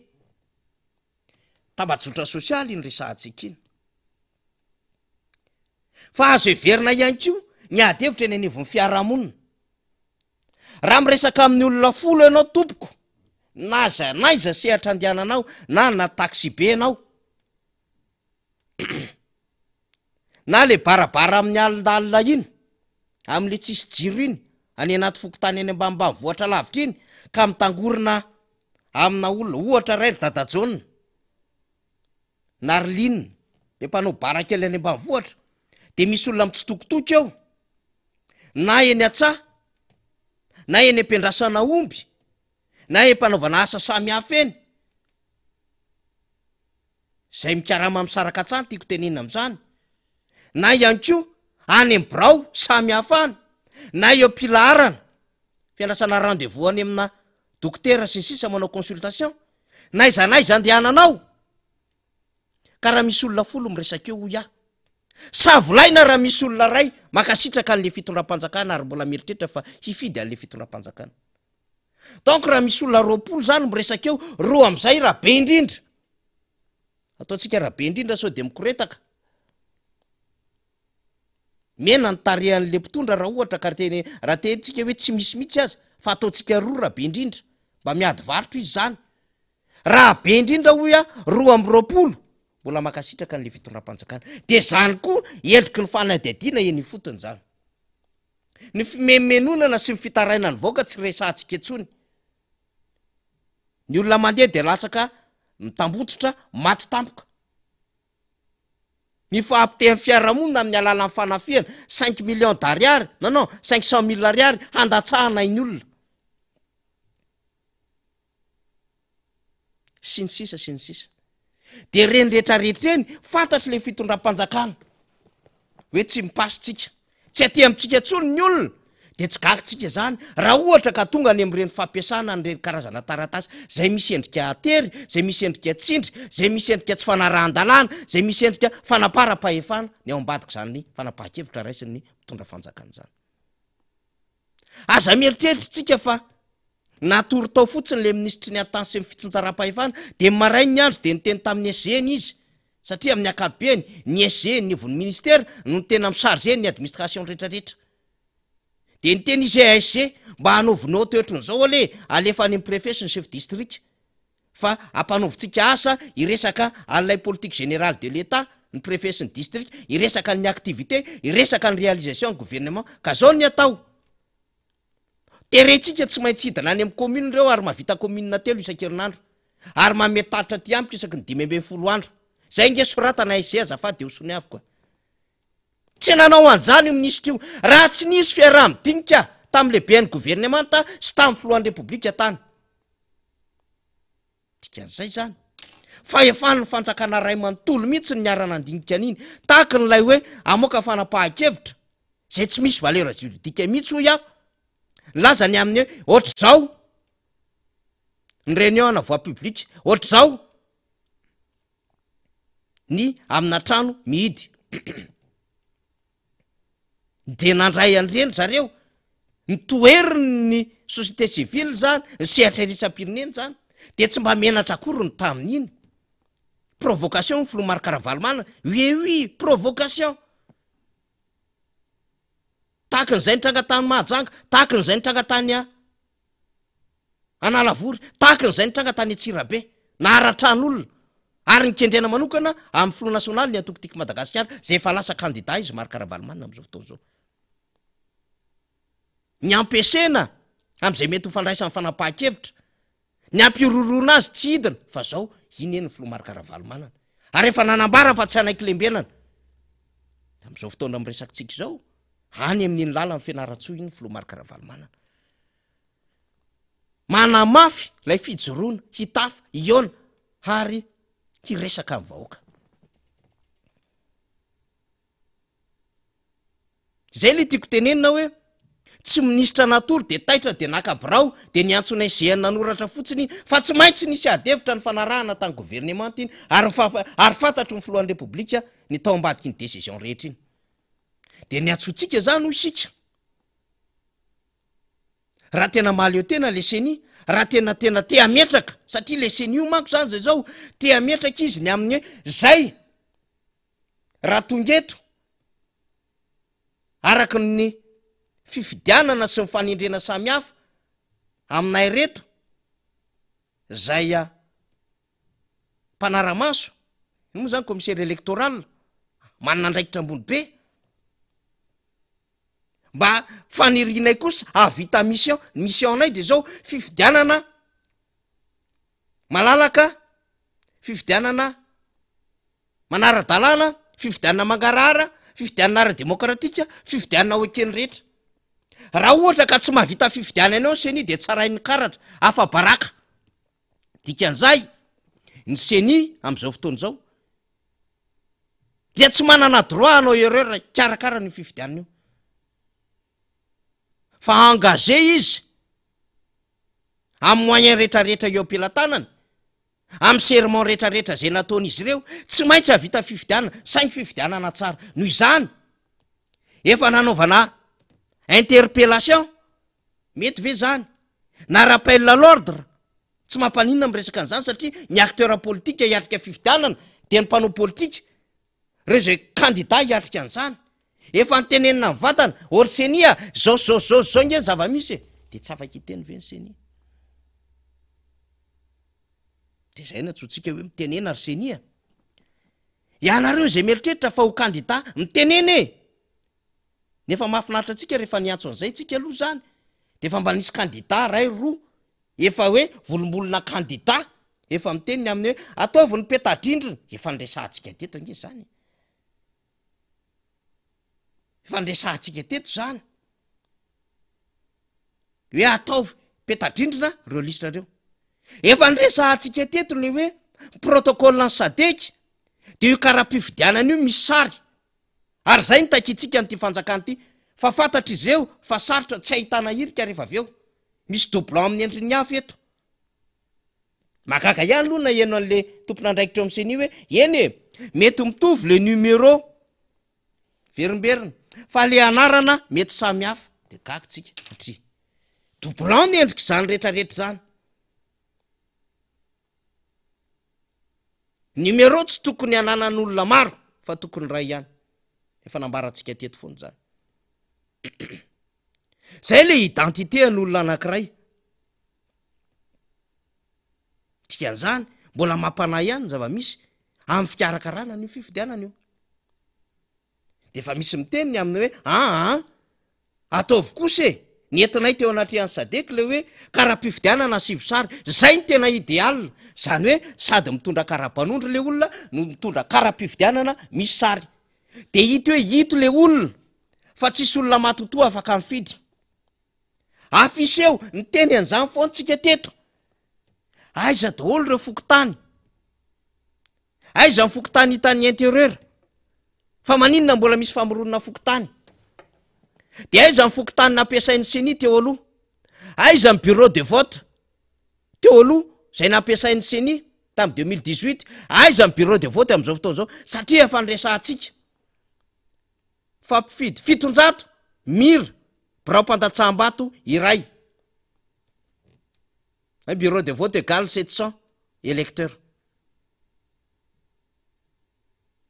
Inscrit zany, titsika tenenina an'izay.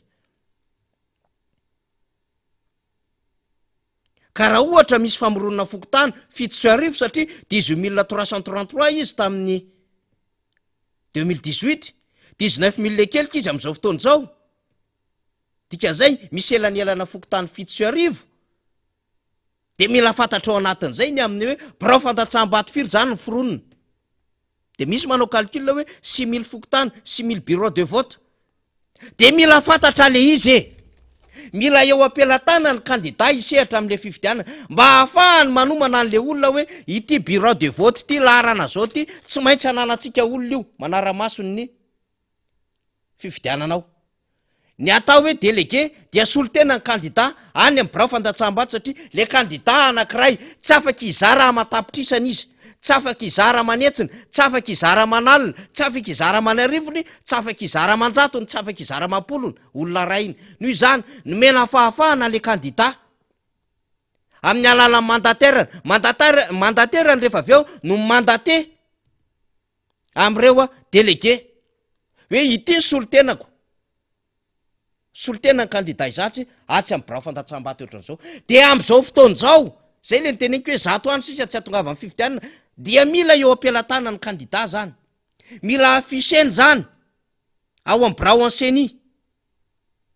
rehefa matahotra anareo seny fobe dia afiseo zany any am brao an seny eny anivon'ny district ny commune afiseo zany eny anivon'ny fokotany satria misy rafitry ny seny CLRV eny anivon'ny CLRE azafady indrindra eny anivon'ny fokotany de afiseo zany reto ny liste mipifidy reto kosa ny isa mibirao mpandatsam-bato atao amin'ny fokotany zao de am'izay fotoan'izay mba miena le doton'le olona hoe tsisy birao pokotany fictif tsisy bureau de vote fictif fa am'izao zavatra resahantsika zao na ny candidat hiatrika an'lay lalao aza apetratsika hoe endriky ny lalao zany le izy raha zay ny sarisary itondratsika an'le izy dia tsy mahafantatra korina aiza nikanja ilalaovana nefa lay compétition nationale ngeza be faratapony compétition zay iatrehana de tsy fantany akoriny ny terrain ilalaovana de mila fantatry ny candidat mila fantatry ny mpilalao ny terrain ilalaovana terrain ametrahany tongotra terrain ametrahany solotenany satria tsy ny candidat mpanjakana ihany no ahavitanao couverture nationale am'izany délégué de vote zany fa misy candidat hafa hoe anko zay manana ny possibilité sy moyen ary efa niatrika fifidianana dans ny antokotiko Madagasikara 5e fois am'izao no miatrika fifidianana présidentielle 2002 2001 2002 2006 2007 2013 tam'le tsy namokatra iny 2018 le ninina nangalarina tam doublon ary am'ty 2023 ty tika zany efa manana expérience politika efa manana expérience ana élection zany antokotiko Madagasikara zany possible anana couverture nationale izy am'ireo bureau de vote rehetra de aiza zany le bureau de vote karaha namorona fokotany ianareo omeo le liste le fokotany zay angeny tadiaviny dia mifanaraka n'lay liste le fokotany mifamoronana birao fandatsaham-bato de mila verifieny zany de za andefasan'ny antoko sy mifikambanana sy ireo olona zay maniry irotsaka hovidinany amin'ny hoe de andefa olona zay ry ananina zany fomba fiasa zany no azotsika an'lay hoe fifidianana malalaka fifidianana mangarara fifidianana azo antoka ka na inona voka-pifidian'ny voka eo accepté par tous fa raha mbola am'izao endriny zao mbola lavitry ny afokotay de atsotsika ny seny satria le fihetsiky le fitondram-panjakana rehetra fihetsiky olona kanosa fihetsiky olona matahotra fihetsiky olona tsy vonina ary fihetsiky olona mitady korotana provocation izy ny filomarikaravalmanana fihetsiky olona zay mieritreritra fa izy tompo-pahefana no an'ny afaka manana fahefana iaona sy hitafana am'le vahoaka mpifidy fa ianao zany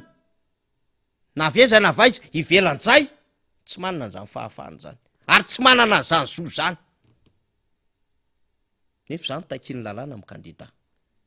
ka tsy hoe candidat mpame vola fotsiny am'le contribution fa tena candidat mahalala ny ambaindainy ny atao hoe fifidianana zay ny tadiavina de io le nyteneniko maly tsy ho an'ny candidat pirotsaka hovidina amin'ny élection présidentielle ihany fa ianareo zay mieritreritra ihany ko amin'ny élection législative misy fetraika any any aminareo io fanapara-pahefana io fanitsahan-dalàna io fampiasana fitaovam-panjakana sy olo-panjakana atao am'izao io raha ohatra ka tsy mitandriny ianareo dikan'izany raha matsiary fa mahita tsy mety isika mitenena fa maninona matahotra amin'ny teny zay le esorina reseo ny tahotra esoriny sakana rehetrarehetra sahi mijoro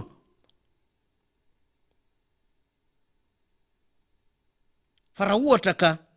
izany sakana fatahorana sy ny sisy zany no bazena am'izao zatra ty atsika zao de hoy aho hoe manjaka foana zany ny mpanao ratsy manjaka foana zany ny olona maritra manana eritreritratsy ary mandraka foana zany ny olona zay verina fa te andrombaka amin'ny fahefana amin'ny fomba tsy ara-dalàna zay no mahatonga atsika zany am'izao fandaharana zao tena entitra mametraka mazava tsara mihitsy ny amin'ny hoe tsy ady ny tima sy ny filomarikaravalomanina irery zao fa ady ho any rehetra de mahafinaritra hoy efa betsaka no manomboka mitsangana miteny am'ireo zay verina fa ho kandida ka na mbola sy nanao fanambarana ofisialy azy ianao de miteneny tairo ny seniany eo hevitra toero ny fiatsika tsy mety ataon'ny mpitondra fanjakana raha miresaka ny antoko tim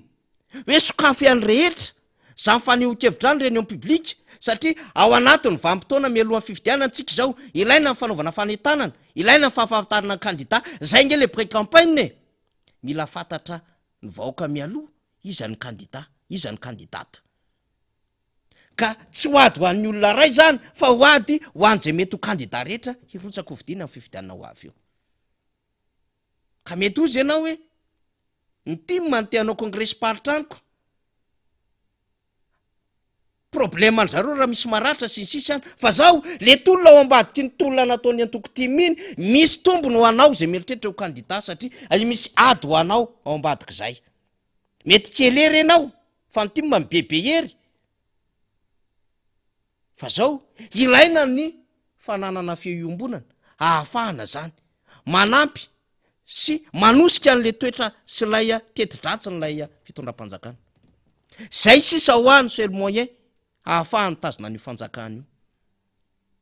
zay sisa moyen iveriny fatokana hitazomana ny fitondram-panjakana io de raha tsy mailo zany tsika eo anatry an'izay rehetrarehetra zay indrindra reo mevitena ho kandida de sahirana ihany zany manahirana ihany zany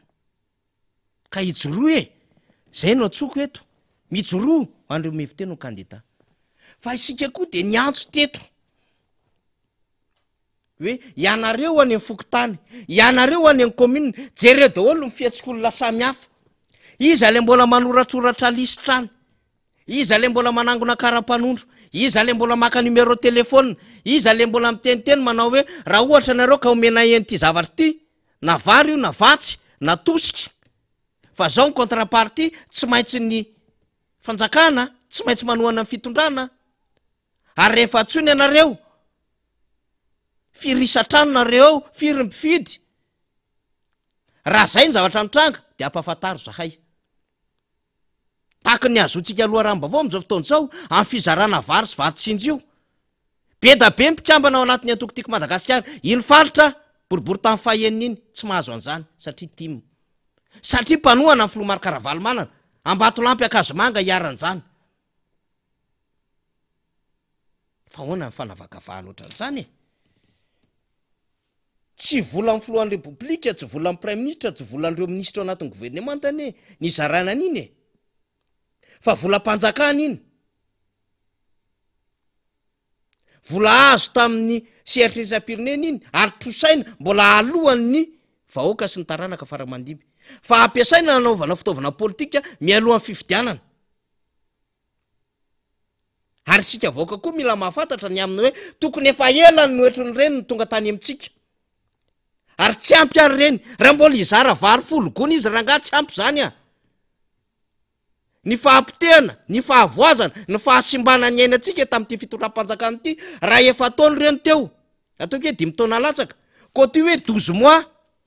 tsy kotiana moa zany fa 12 mois ny taona ray de 12 fois 4 48 mahay mikoty afa sao de verinareo fa tsy mahiasa marika 48 mois ny efa taona de ndeha apitsika 8 mois d'août androany 56 mois zany tokony vary enina amin'ny 10 gony no meny atsika ray gony isam-bolana satria betsaka miperta azotsika tany amin'ny fiainatsika ewi betsaka miperta atsikako tsy afaka niasa tsy afaka namokatra zany hoe manao an'izay aktivité samihafa voaroaka tamin'ny asa. Nisy ny sasany trosa de nigadra amin'ny androny marobe zany fiainam-poniny zany. Firy ny tsy anasa am'izao fotoana zao, firy ny mahantra am'izao fotoana zao, firy ny tsy mianatra am'izao fotoana zao. Ka ao anatin'ny 5 taona latsaka kely mipetrahany reto olo reto de mendrika ho anao vahoaka malagasy ve mivary raigony. Apetrao zay fanontaniana zay. Mendrika ho anao ve ny hoe vola 100 000 ariary fotsiny. Na mendrika anao ve vary raigony sy menaka 1 litra sy ny savony sy labozia de anjaranao mieritreritra. Izay ve ny fanoerana ny fahampitehana sy ny fahavoazanao ary ny fahasimbany ny fiainanao. Nandritry n'izay 5 taona latsaka izay. Zay le tiako tenenina raha koa tiany isam-bolana ny fahavozana de tsisy dikany zavatra zaraina amintsika io. Ka aza mieritreritra nareo hoe rehefa mizara amin'io amin'ny vahoaka de manadiny le vahoaka malagasy de lasa mesy hitampoko nareo. Non, créenareo le problème, pitenareo le fiainan'le olona de mody mitondra vahaolana nareo de te ianareo azo doka sitraka hoe tena mitsinjo vahoaka tokoa. Tsy mbola maro be ny trosa ny vahoaka malagasy aminareo ary nampabenareo trosa aza le vahoaka malagasy satria manodidina 900 millions de dollars ny vola azy tamin'ny Covid-19. Ny volana voakanareo tao amin'ny jirama nandritra efa taona zay efa amina 1000 milliards d'ariary. Ny volana voakanareo amin'ny tsisy dikany 300 milliards d'ariary tamin'ny autoroute. Ny fahampitehana sy fanoranana antsokosoko ny arena teto Madagasikara illicite na exportation io na exploitation io maro be zay fomba iresahantsika azy. Na pillage io nataonareo sy mifampidirinareo andreo ivelona fa namanamana ny ivelany ihany nandroba sy mifikitra ny arenantsika fahampitehana sy fahavoazana sy fahasimbany le firenena sy mivahoaka malagasy zany. Donc tsy vary raigony akory ny afaka hanoneranareo an'izany. Zavatra tsy mety nataonareo zany any amin'le vahoaka malagasy. Mihoatra lavitra an'izany tompoko. Mihoatra lavitra an'izany ny tokony hanoneranareo an'izany. Zavatra tsy mety ataonareo zany. Hay mahay mialatsiny. De ohatra an'izay ny zavatra tokony ataonareo. Tahaka le fialatsiny tamin'le Madagascar Airlines. Le misy annulation ana vol sy ny sisa. Efa nitabatabay ny olona. Zay vao hoe mialatsiny miondrika ambany de ambany. Ozy le mpitatanao Madagascar Airlines. Hay ve malala mialatsiny e. Neverina manko fa tena mafy be. Ianareo zao no mitatana. Les autres imbéciles. Tondrina. Fa rehefa nitenen'ny olona hoe tsy mety io be da be miperita amin'io tsy rariny io de mialatsiny nareo. Ka le izy tsy vita amin'ny fialatsiny tsotra satria misy perita be da be ateraka zany rehetrarehetra zany amin'ny endriky ny lalàna azo resahany zany. Raisina ny fialatsiny tsisy maharatsy an'izany. Malagasy koa tia mandray fialatsiny. Alohan'ny kabary ara tsy maintsy mialatsiny. Eo anatrehan'ny olon-dehibe, eo anatrehan'ny olona fotsy volo amin'ny tany, eo anatrehan'ny olona sola, eo anatrehan'ny ray aman-dreny amin'ny taona, eo anatrehan'ireo olona be voninahitra amin'ny isa-tsokajiny samihafa. Zany fomba fialatsiny daholo zany. Ka raisin'ny malagasy zany. Fa zao ny fahampitehana nateraky ny zavatra nataonareo tsy ampilazana fa vatsi-tsinjo sy vary-tsinjo ma tafarina an'izany. Anana malagasy tsotra ary nampabenareo tsosa aza ho amin'ny malagasy. Sady ananana malagasy ianareo fa nampibabitrosa ny vahoaka malagasy. Téléphérique 151 millions d'euros efa nitenenina fa gaspillage io. Investissement tsisy dikany io par rapport ny filana tadiavin'le olona. De le filoha ihany mamelo ny tenany ny aminy hoe ajanona daholo ny fotodrafitrasa rehetrarehetra aleo hifantika amin'ny sosialy amin'izay. Téléphérique nge endriky ny fotodrafitrasany izany e. Misy travaux mandeha ao, misy construction mandeha ao, fotodrafitrasa zany e. Projet transport par câble fotodrafitrasa zany. Travaux projet zany. Ka manina tsy nitazonanao miteninao hoe ajanona ny fotodrafitrasa fa hifantika amin'ny sosialy an'izay baiko minenan'le ministra. De tsy hitan'le ministra zay atao satria zay no revireviny le filohan'ny repoblika tsy maintsy manao an'le transport par câble TPC. io sisany kikira mafy satria efa nidofotra le tana masoandro, efa nidofotra le UM, efa nidofotra le farmalagasy, efa nidofotra le autoroute, efa nidofotra le gaskar, efa nidofotra le pôle urbain tany Ambatomena. Inona tsy nidofotra? Efa nidofotra le etanol tany Ambilobe, efa nidofotra le miami. De io sisany kikira mafy mba aseho eo masin'le voaka, satria ny anazy manko zay ny vato fototra napetrany de kotiny eo anatin'ny fotodrafitrasa vitany. Ka raha misy dongom-bato nandanina miliara zany eo de considéreo iny zany ny afany hoe misy fotodrafitrasa nataonay, de iny de marazy iny ny kotiny eo anatin'izay. De efa nitenenina tsy lara-pahamehana io tompoko. Ala limity aloha mieritreritra an'le hoe anafatra bis 500 1000 bis nareo mialohan'ny farany taona dofotra koa iny. Efa mba niteny député Rastany teto manaova an'le bus accordéon raha ataovy mihodina eraky ny tanàna amin'ilay périphérie. Fa lasa foana manao an'ity. De mivaoka malagasy no mibaby an'ity. Eto Antananarivo le téléphérique. Fa ny olona any Marivoay ny andoha vola amin'io. Ny olona any Andapa ny andoha vola amin'io. Ny olona any Midongo ny andoha vola amin'io. Any Befotaka ny andoha vola amin'io. Any Ambovindramandresy ny andoha vola amin'io. Zany ny olona andoha vola. De ozy le fanazavana hoe tsisy fandoavam-bola any nefa io ihany nge miodana sisy. De ampianarinao intérêt ve? De ampianarinao resaka dette ve? No manam-pahaizana ara-ekonomika eto Madagasikara sy ny olona mba mahay an'izany. Ny amin'le misy prêt, na misy don, na misy aide. Fa misy endriny itovizana foana eo modalité. Mila fantatra hoe ohatrinona ny intérêt. De roviny io, le échéance an'io, ny tapitra. De ny couverture, mety asehaka an'izay ve? Zany zava-misy eto Madagasikara zany.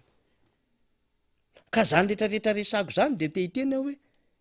efa fantatry le fitondram-panjakana. Fa valaka izy, tsy afaka izy, sahirana izy, tsisy lalana izy.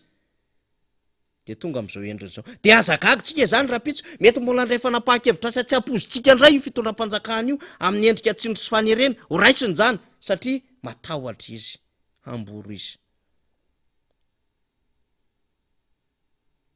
Zany zava-misy fiainan'le mpitondra fanjakana. Everinareo fa tsy miketriketriky ireo olo reo amin'ny jugement supplétif, ananatsika ny information en dégo.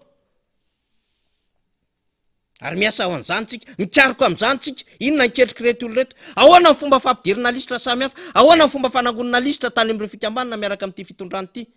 Ahoana ny fomba fanjonoana olona fahafantarana numéron'olona marobe any amin'ny district commune any? Ananatsika ny information zany. Zay ny teneniko, apakary daholo ny information. Ary raha misy manao fihetsika hafahafa zany, alaivo sary de n'izao. Ho proforatsary mihitsy. Ho alefatsika ny mitompona andraikitra, raha mbola misy zany vao meram-pinena malio tena misana fividiana zany, ho hitan'izy ireo.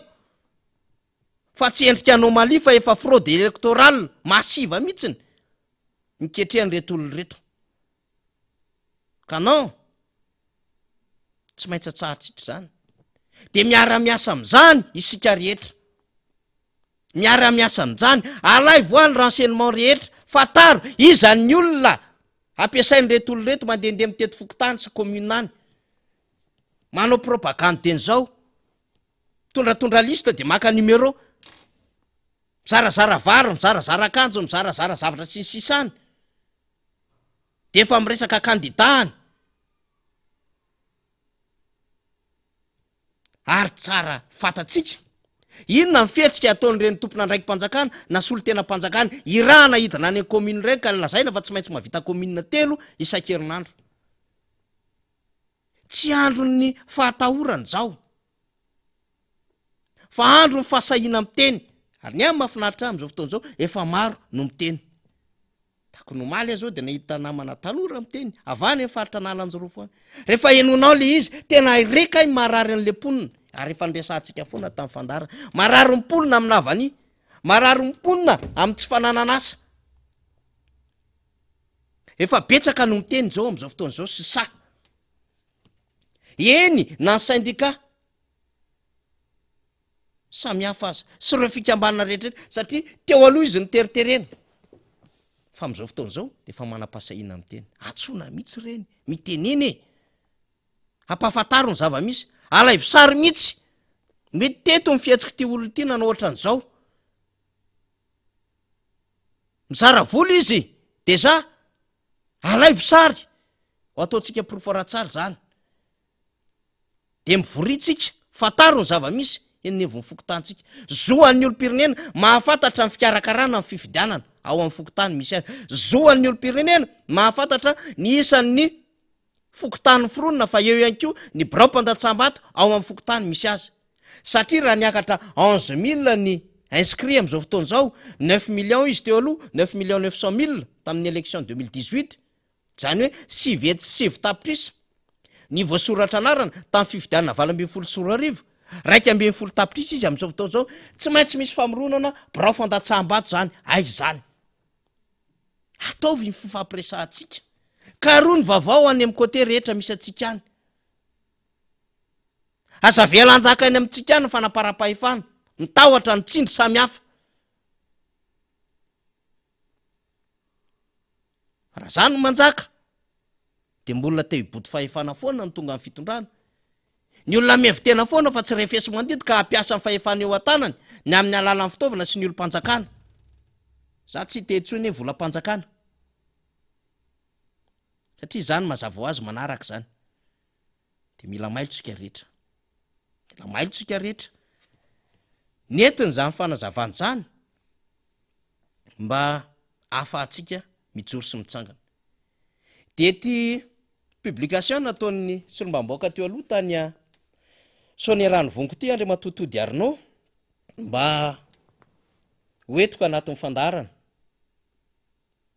everiko fa tsara ho fantatry ny voaka any tomasy na ry nyvoaka malagasy ny fanohikevitra tahaka izao satria tsy mifanalavitra ny zavatra nambarako teo hoe mitenena mijoroa masahia de zao ny nambarany solombamboaka tody arino o tamatave lafo espace vert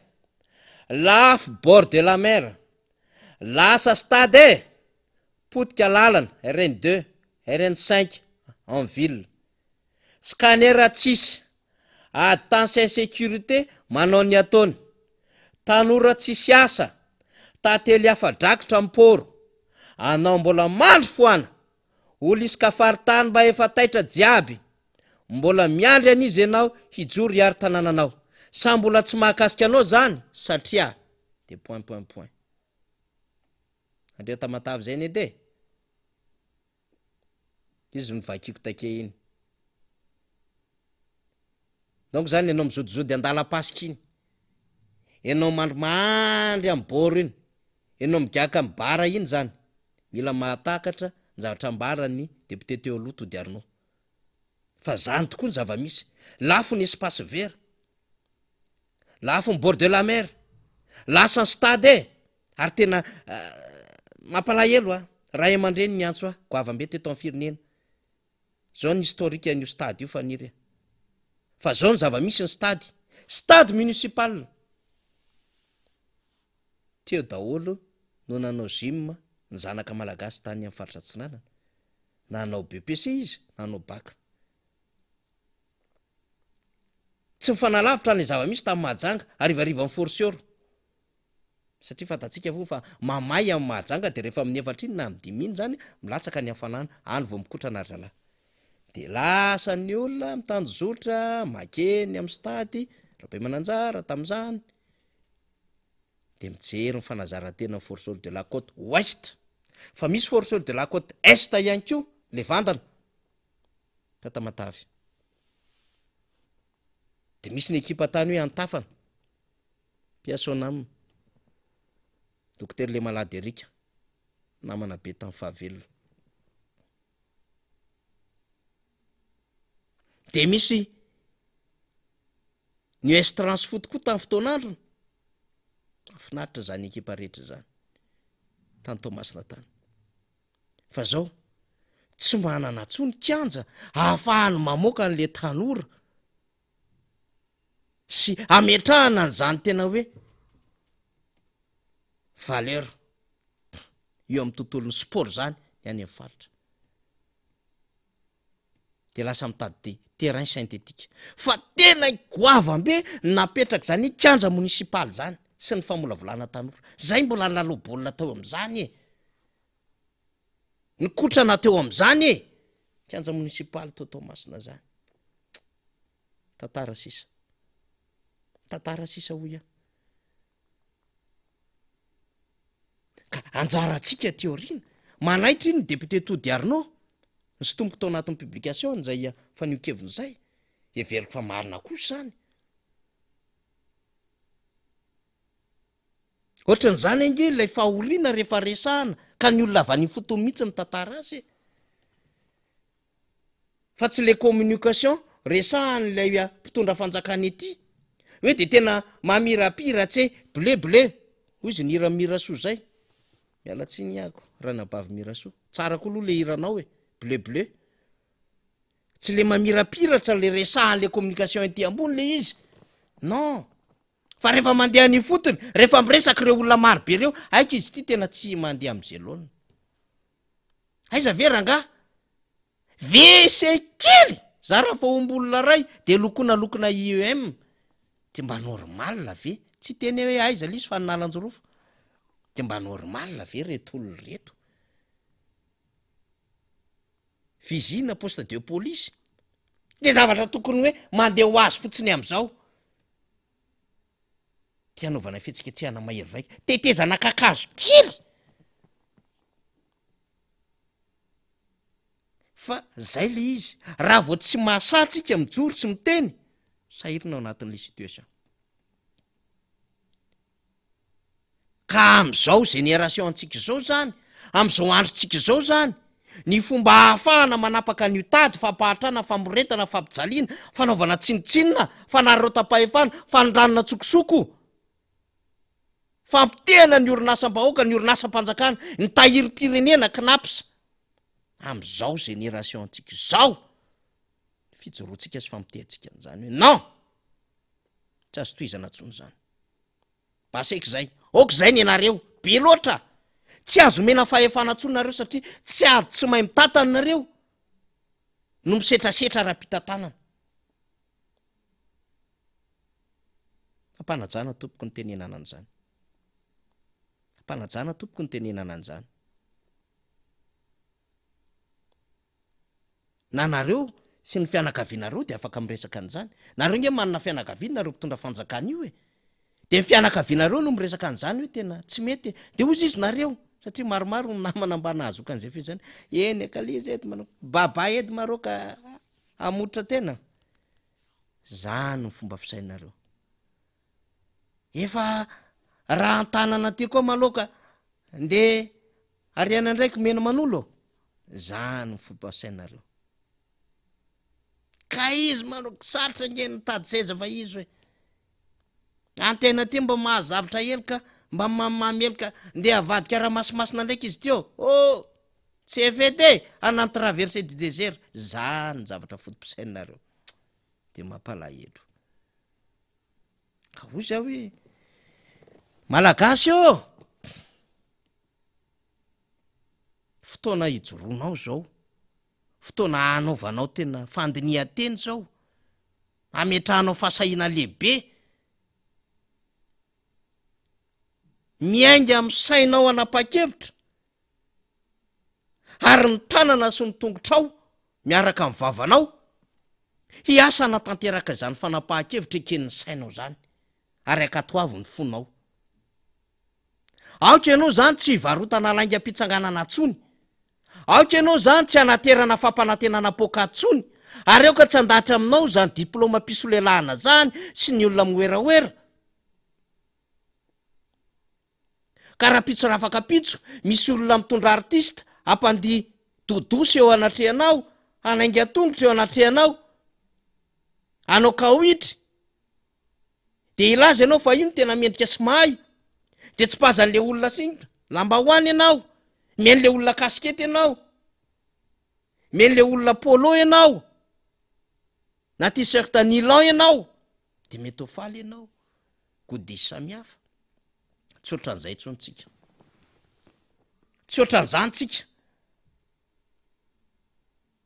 fa tena ametraka tsika tena fahaizana mijery lavitra no avy ny firenena fa izao am'izao fotoana hiainantsika izao no ahafahana mandray fanapahan-kevitra mialatsiny efa andefa sary any amin'ny faly vetivetika efa misy vaovao tonga izany zany no zavatra hoentitsika ao anatiny ity alefako any aminao faly le sary reto azafady a sady miresaka amintsika fa rena ihany koa mbola mandamin-javatra ao ambady eo fa efa ho avy araka amintsika eo reny alefako any amin'ny faly vetivetika reto sary reto satria miasa ny namana lavitavitra de tonga ny sary zany de alefako any amin'ny faly a reto sary reto horesantsika faly vetivetika satria raha efa tonga koa sary ny filomarika rahavalomalina faly a de alefaso de siny aleo rehefa vonony ty sary ity zany a de resao a rehefa aveo fa ny tiako tenenina zany de zao ny am'le zay fifoazana sy fahasahina zay mety falynareo menanay manazava hevitra mety falynareo meny ny fahasahinay miresaka sy ny sisa fa zao tsy ampy le izy ianao mandray fanapahan-kevitra tandrifianao ka tena hosahijoro zay ny tena zava-dehibe zay ny tena iraritsika zay ny tena everitsika zany fa tena ahafahatsika mitondra ny adevitra amin'ny fanapahana ny zanatrangan-javatra rehetra izany idealy kokoa zany isika miara-metana ao anatin'izao trangan-javatra zao de misaotra ahako makasitraka de ho vakiko aloha zany satria efa tonga indrina mandra-pahana ny faly am'le sary eo a satria elaela tsy namaky mesazy de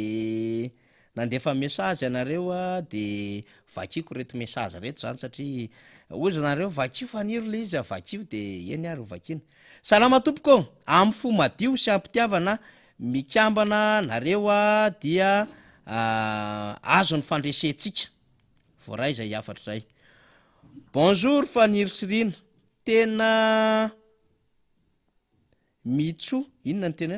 tena mitso be le aty amin'ny radio fa mba somary jereo kely azafady tompoko izy izy a fa tena lina be mihitsy zay amin'ny fanazavana ataonareo tahiny tomponareo tompoko mpandresy itsika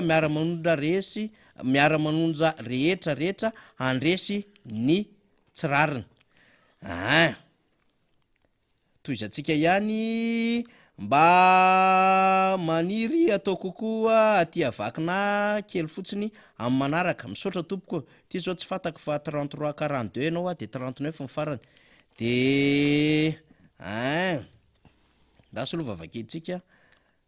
lasoloha fa majango bonjour ianao rahalahy information kely fotsiny mba tsara entina aminao fa brouille tanteraka ny fandarana MBS amin'ny fotoana nanomezanao ny mpiaino ny fanazavana ny fampiasana tsy ara-dalàna ny administration sy ny mpiasa-panjakana am'izao fotoana zao tena brouille tanteraka le izy a fa maninona mbrouille ka reto a efa ao anatin'le tahotra reto hoe reto nge olona efa tahotra reto hoe rasy toy izantsika ihany salama tena sahirana zay a mahazo a fa mikasoka be avy aiza zao de zay zany vakitsika satria ny ava ty amintsika zany mandeha ara-dalàna ary efa betsaka ara ny mahazo zany fa zay le misy brouillage zay zany rina tena na any amin'ny radio madara efa mitaraina am'izay zany a zay zany efa manao fiadiny kanosy ny any amin'ny sisiny any miaraba ianareo atao miara-manonja de mahatsiaro anareo ary miaina anareo isan'andro edmond kokoa izy an'ny taxi aparamanina mahereza mitady vola fa ho avy hitady atsika aparamanina mahereza mitady vola ondrareo fa de kokoa zany ho anareo any kokoa meme aza mitady lavitra nahoana ny arary ny tena mitotongana avy aiza ny vola mivoaka ny vidianana 4 raha moto hatramin'ny vary sy ny sisa ka ho ray alina ariary ny euro mazava ho azy avy amin'ny mpitondra io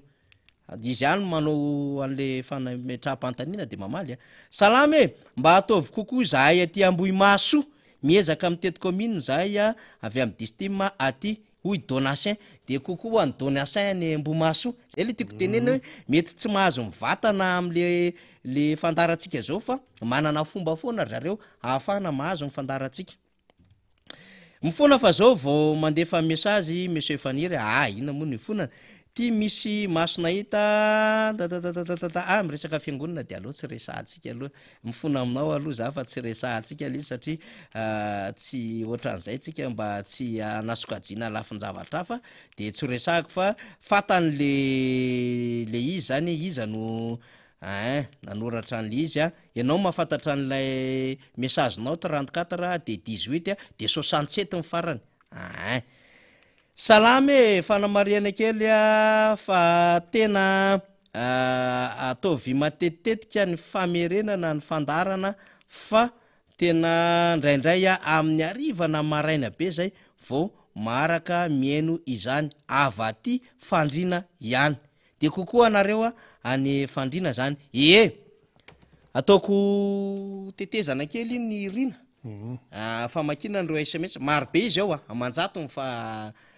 tsy vitatsika l izy eny ary nizeny mantsika rehefa aveo fandraso ary ity vavao milatsaka aloha zany zay vao tonga telo izy de alefa mifaly satria miasa ny solombamoaka atsika rehefa tany amin'ny faritra tsimo andrefana misy antoliara tany député Mambrabendrina de tao iosy tao ndray zany faritry Orombe izy sy ny député Rastany zao hitatsika amin'ny sary zao de kokoa ny député Rastany député Mambrabendrina zany mitafa Simeona am'ireo tompona ndraiky ny antokotiko Madagasikara any am'zany faritry Orombe zany de tao iosy ry zareo zany mbola mandeha mitoya mitetika député mandende mitety commune samy hafa any am'izay tratran'izy ireo zany de hitatsika moa zany député Rastany efa any toerana miaraka ny député Mambrabendrina zany miezaka mitondra rakitsaritsika tompona andraikitry ny antokotiko Madagasikara reto hitatsika amin'ny sary any iosy davonina aby ane zareo reto hoe tena efa mametsaka an'izay fahasahina zay fa de arabainainga nareo zany any amin'ny faritry iosy any Orombe anjary ty raha ty satria tena le fahavononana zany amin'ny rehetra teny ao tanteraka mihitsiny namana sasany koa efa lasa miparitaka any amin'ny faritra sy district any de rehefa tonga ny vavao de hoetitsika eto aloha zany fa arabaina ny député Mambrabendrina sy ny député Rastany zany any Orombe tany iosy tao Orombe na vitan'iny fionan'iny zany de mbola mandeha ihany zareo manohy ilay fitsidiana samihafa ny filomarika Ravalomanina koa avy aty Antananarivo de mamakivaky amin'ny lalam-pirenena fahafito iny zany de raha misy vaovao moa zany avy any amin'ny faly zany de arotsatsika eo ihany izy satria tsy maintsy miandry ny vaovao avy any amin'ny lalana rehetra antsika any Mahajanga efa nampanantena ny député Géry fa efa mimakoa manareo ihany fa efa manana ihany koa programa anasa ny ekipa rehetra zany any Antsiranana ny any Tomasina mahafinaritra kokoa ry sénateur Zakia ry Voice Blandine zay rectime ry Kotsa Rasomotra any Analanjorofo maro be mihitsy Martina ny Andre Bagara miaraka ny député Rabekijana tena miomana mafy be mihitsy ry Zokbenaina zay distim pitarika ny district ny team miasa daholo ny ekipa rehetra sy ny eto Analamanga sy ny sisa zany de kokoa daholo anareo ity zay le tiako teneny mandeha anatin'le tosika ity zany ohatran'le manao rugby tsika le pack d'avant miasa daholo ny rehetrarehetra amin'ny premier ligne na deuxième ligne na troisième ligne ny kaly sy ny rehetrarehetra ny talonneur sy ny rehetrarehetra ny talota ozy zay rehefa manao rugby zay sady mahay manipy baolina tsara mahay mandray tsara mihitsy am'lay tosy mahay manipy tsara mihitsiny manaraka ny trocarelina manao essuie glace tsara de vitatsika manindry baolina eo ambanin'ny aintso rehefa tonga le fotoana andritsika baolina dikan'izany mila miara-meta antsika de indrindrandrindra sokafa na amin'ny hery sy ny fikambanana sy ny antoko rehetra ao anatin'izay KMMR izay tsika zany satria efa betsaka anareo de ho anareo zay niantso zany efa ny orienteko moa zany nareo hoe manatona ny rayanina indrindrandrindra any amin'ny foibe sy ny sisa fa efa misy zany directive sy ny consigne samy hafa nomenantsika mba handraisantsika amin'izay toromarika zay fa mandeha ty fa mila fahasahina aza matoritory aza matahotahotra tadiavy daholo ny information karoy daholo ny mampime any fokotany sy ny commune any nareo manao tsindro sy baiko samihafa ara de ampafantaro aty mba hoetitsika miprofo ara-tsara rehetra ary mba ho resahana ny tompona ndraikitra hoe ohatran'izao anie no ataony retolo reto hoe fa na izany zany tsika koa eo am-pandrasana am'izao fotoana izao inona ny fanapahan-kevitry ny sadek taoriana nyfakahakevitra inona ny fanapahan-kevitry no efa tamin'ny fandalovany teto ny union européenne efa fantatsika rina fa hoetitsika daholo reny rehetrarehetreny mba hoentina iady hiatrehana an'le fifidianana madio malalaka mangarahara ara-demokratika ary hoekeny rehetra ka raha tsy tateraka daholo ny fandaminana tsy misy ny teritery tsy misy ny sakatsakana tsy misy ny baikobaiko maro samihafa tsy misy ny fampitahorana tsy misy ny osika tsy misy ny fangalarapinana ny fangalarana 10 fotoana de zay vao tateraka reo condition reo ka ianareo zany mampita ny vaovao ianareo miara miraina any am'toerana misy anareo any ny azotsika amin'ny vaovao eny ary misy vaovao eo amin'ny seritreresampirenena tena enjakenjany ity asana itindray nataony zalahy excuse ao rinao rina zahatra nitrangatany Nigera mba misy a Nigera de misy Nigeria Nigera li izy a zay Niamey ndreny vohatry Nigera Niamey Lagos ndreny vohatry Nigeria any Nigeria tokony Lagos fa Nigerian zany fiantso an'reto Nigerien zay zany fiantso an'reto olo reto ka tamin'ny farany herinandro lasiny a de misy ny fidirana tamin'ny onjam-peom-pirenena nataona manambonahitra maromaro namaky fanambarana ny tarihany général Tsoani de io zany amin'io a misy nianatra tamina école taty amin'ny académie militaire d'Atsirabe tam'ireo asa 22e promotion fa ny akamaroan'ireo de mpiambina ny filoha Bazoum teo aloha ity zany général Tsoani ity de ny akamaroan'ireo mpiambina ny filoha Bazoum teo aloha de be da be ny zavatra tseken'izy ireo nambaran'izy ireo reto le fanambarana tam'izany de ty le colonel major Amadou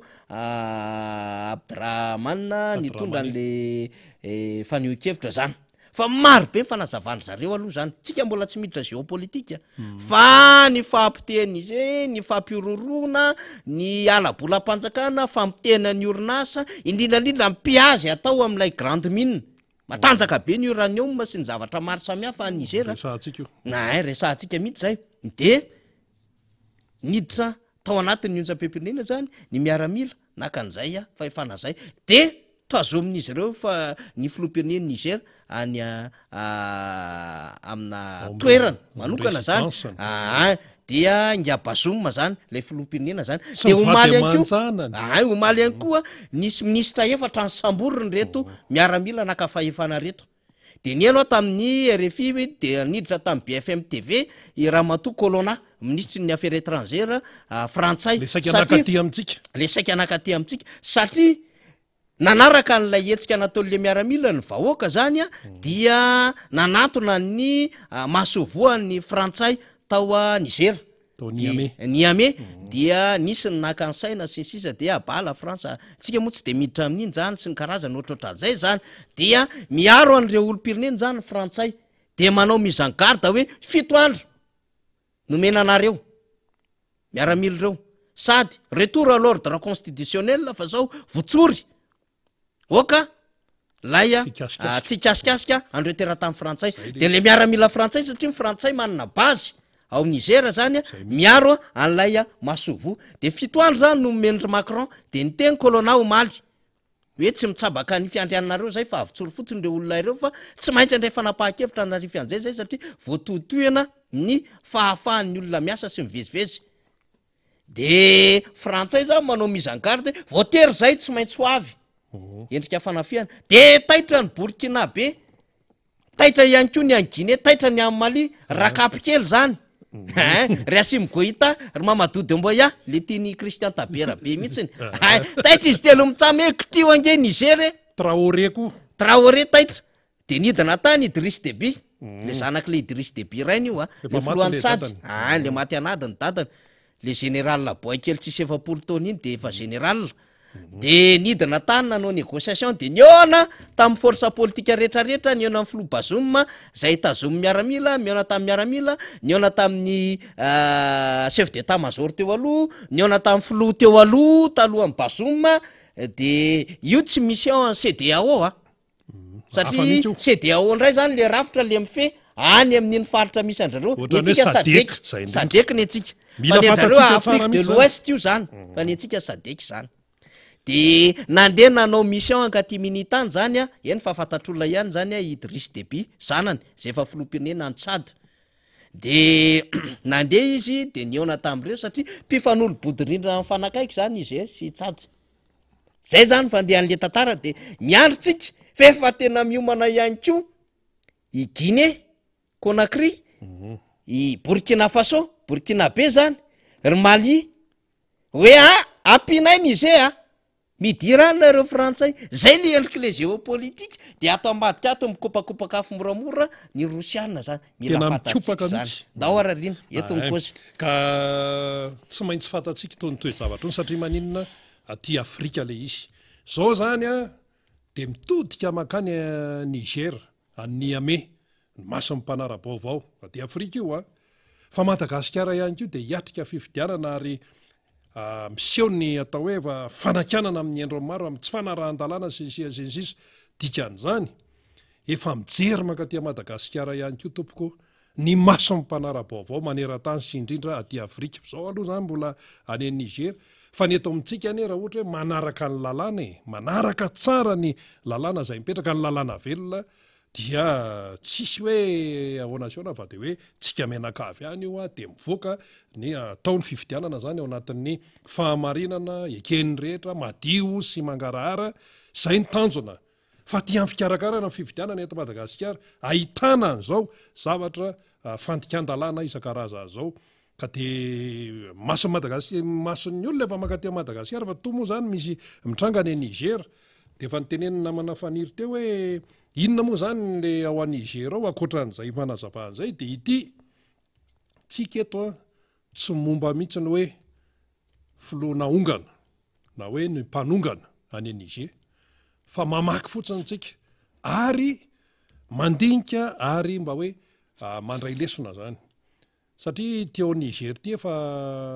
lasa lavitra ty raharaha ty satria voatonontonona amin'io zany ny frantsay manana tovi-pamarana any satria hoe ao anatin'le manao an'le opération Barkhane zany hoe le fanenjehana amin'ny terrorista ny papiororo any amin'iny faritry Sahel iny fa akoatran'izay zay zany aloha de efa manelingelona ny any Niger hoe maninona no misy miaramila vahiny aty amintsika angatsika tsy manana amin'ny fiandrianana sisy zay le hoe souveraineté nationale zay ao ihany fa rehefa misy zahatra ohatr'itony de misy resaka toe-karena foana ao ambadika i Niger tompoko de mpamokatra uranium misy ary i Niger raha nitandraisana tamin'ny taona 2020 sy 2021 de i Niger no faharoa mpamatsy uranium amina firenena 30 ao anatin'ny vondrona Europeanina ny ao anatin'ny vondrona Europeanina maromaro fa misy firenena 30 zany ao dia manjifa ny uranium avy any Niger atao inona moa ny uranium tompoko de ilaina amin'ireny le hoe centrale nucléaire ireny réacteur resaka hery nucléaire zany tena saripady ny uranium dia zay fa ny frantsay zany dia tena tafiditra lalina amin'io satria manana société zany le mitrandraka mihitsy an'ilay uranium ao a Niger ao zany ny frantsay groupe frantsay antsona hoe Orano Areva teo aloha de zany mandreraka ny sain'ny any Niger zany dia tonga am'izao satria zany le filoham-pirenena hoe demokratika zany le hoe Mohamed Bazoum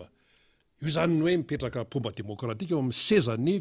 filoham-pirenena any Niger de lazainy reto le nanongana le miaramila le pioko sy ireo atao hoe vahoaka olom-pirenena a Niger hoe miraitsy kombakomba amin'ny frantsay minono ny areniny Niger zay le izy de lasa vadika le izy ho fakalana a frantsay de omaly zany zao de tena nisy mihitsy fanafiana ny ambasady frantsay ny masovao frantsay tao Niamey misaviritaka mihitsy ny any Frantsa am'izao fotoana zao fitondran'ny Macron hoe ahoana nanaovana an'ity de nandefa ultimatomna hoe 7 andro no omena ianareo any Niger fa analanareo an'ireo le pioko reo zany sy mikitikitika ny ambasady frantsay sy ny sisa hoe kitikiteo ane ny teratany frantsay ary ny mpitondra ny Paris am'izao fotoana zao de miezaka hoe anao ny évacuation ny fanalana ny teratany frantsay zany any Niger indrindra ny ao amin'ny ambasady le filoham-pirenena le Mohamed Bazoum séquestré ozy zany hoe idindry zareo mpanongana zany ao amin'ny résidence misy azy eo miaraka amin'ny vady aman-janany dia nahenony ny reto le firenena manodidina ary Mali ry Burkina Faso sy ny namanteo le nytenen'ny faniry hoe raha vao mikitikitika ny Niger ao dia ady saritaka any amin'ny faritra Saheliny zany ny zavatra misy any amin'iny toeran'iny fa zao i Niger tompoko dia manana uranium ilaina amin'ny hery nokleary fa tafiditra ao anatin'ny firenena 10 anisa mantra indrindra eto ambonin'ny tany miaraka amin'ny Madagasikara parmi les 10 pays le plus pauvre du monde Niger nefa firenena manan-karena Madagasikara ne parmi koa zany hoe anisan'ny voasokatso firenena mantra indrindra eto tany io moa misy fikajiana azy misy an'le hoe PIB indice économique fa tsy tonontononina fahatany zay eto miteny zany foana ary ny fitenenana zany tompoko de tokony mba hoe manainga ny ampoponiny izay eo amin'ny fitorana zao moa ty ny régime ty fo tapitra fa ny filazana zany mahamenatra fa tsy fitiavana te hitenen zany akory fa filazana ny zava-misy fa tsy hoe mbola pasipasoana hoe fahantran eto Madagasikara de tsy nietsika firy izy io fa diso ny taremarika mietinareo mpanao gazety diso ny taremarika oetin'ny mpanohitra fa tsy de nietsika firy parmi les pays le plus pauvre du monde 10 pays le plus pauvre du monde tsy hoe aty Afrika monde eran-tany de nefa ty Niger ty ohatra zany dia zay zany lasa mifanjeva ohatran'izay le izy de ry Poutine ato zay firenena sositra amin'ny frantsay de tataza amin'ny Poutine izay le nisy le hoe fionan'ny Russie sy Afrika le farany teo Madagasikara nandray anjara atao tany Saint-Pétersbourg Madagasikara nanana solon-tena tany fa ny antsika tsy filoham-pirenena naleva tany fa ministra ny ramba-isa ny président Sénat zany aloha de efa fanontaniana mipetraka koa zany fanahiny ka filoham-pirenena malagasy nanakany Tanzanie tam'le nisy fivoriana anankiray ko tany Tanzanie tao Dar es Salaam zany zavatra rehetrarehetra zany dia mampisaitsainy zany fa ny hery vahiny tompoko dia amin'ny mahery vahiny azy de mitady ny tombotsoana izy fa enao zay tompo tanyrazana ty zany mba tena mafisina mihitsy raha isika malagasy isika tompo tanyrazana isika malagasy isika teratany malagasy ny malagasy no mahafantatra ny problema amin'ny malagasy tompoko ny malagasy no mahafantatra ny problema ny Madagasikara zay tany razany tany navelan'ny razany fa ny vahiny zany eo izy misy ny resaka fanampiana rehefa sy fiaraha-miasa mazava iny fa anjaratsika no mijery ny tombontsoan'ny firenetsika na resaka fifidianana io na resaka toe-karena io na resaka iny io fa ny problema tsy atao hoe problema fa ny zava-misy eto Madagasikara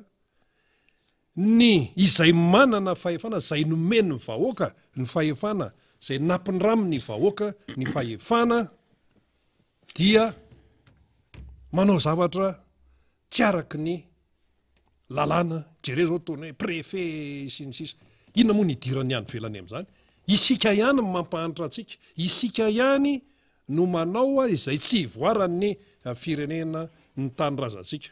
inona moa ny idiran'ny frantsay inona moa ny idiran'ny vondrony européana inona moa ny idiran'ny any amin'ny firenena mikambana sy ny firenena ny velany amin'ny hoe ministry ny ady tany any Madagasikara mibaiko manao teny midina amin'ny chef district sy ny préfet any amin'izany antsona firenena hoe Madagasikara zany nefa tsy andraikitra ny préfet sy ny chef district ny asaina taony tsy misy idirany any velany am'zany resaka fitantanana atao anatiny zany ary resaka mampanao zavatra tsy araky ny lalàna ny atsika zany ny problema eto Madagasikara de mazava ny atao anatiny ihany ny atao anatiny ihany no mampisy an'ilay problema ka rehefa misy ny tsy fanarahan-dalàna de miteny ny président kandida Marc Ravalomanana hoe miomantsika ozy ary mailo ary mila mandray andraikitra vakio-batsilana zay fandikan-dalàna misy eo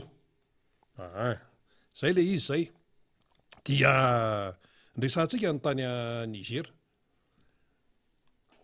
hafahafa io any Niger io hafahafa io satria ny Sahel any zany zao misy rivotra mitsoka azako moa ny rivotra mamay anga zany satria ny Sahel any any akaiky ny désert any amin'ny désert ny Sahara zany reo firenena any akaiky ny désert ny tany efitra i Sahara dia mitsoka ny rivotra any zao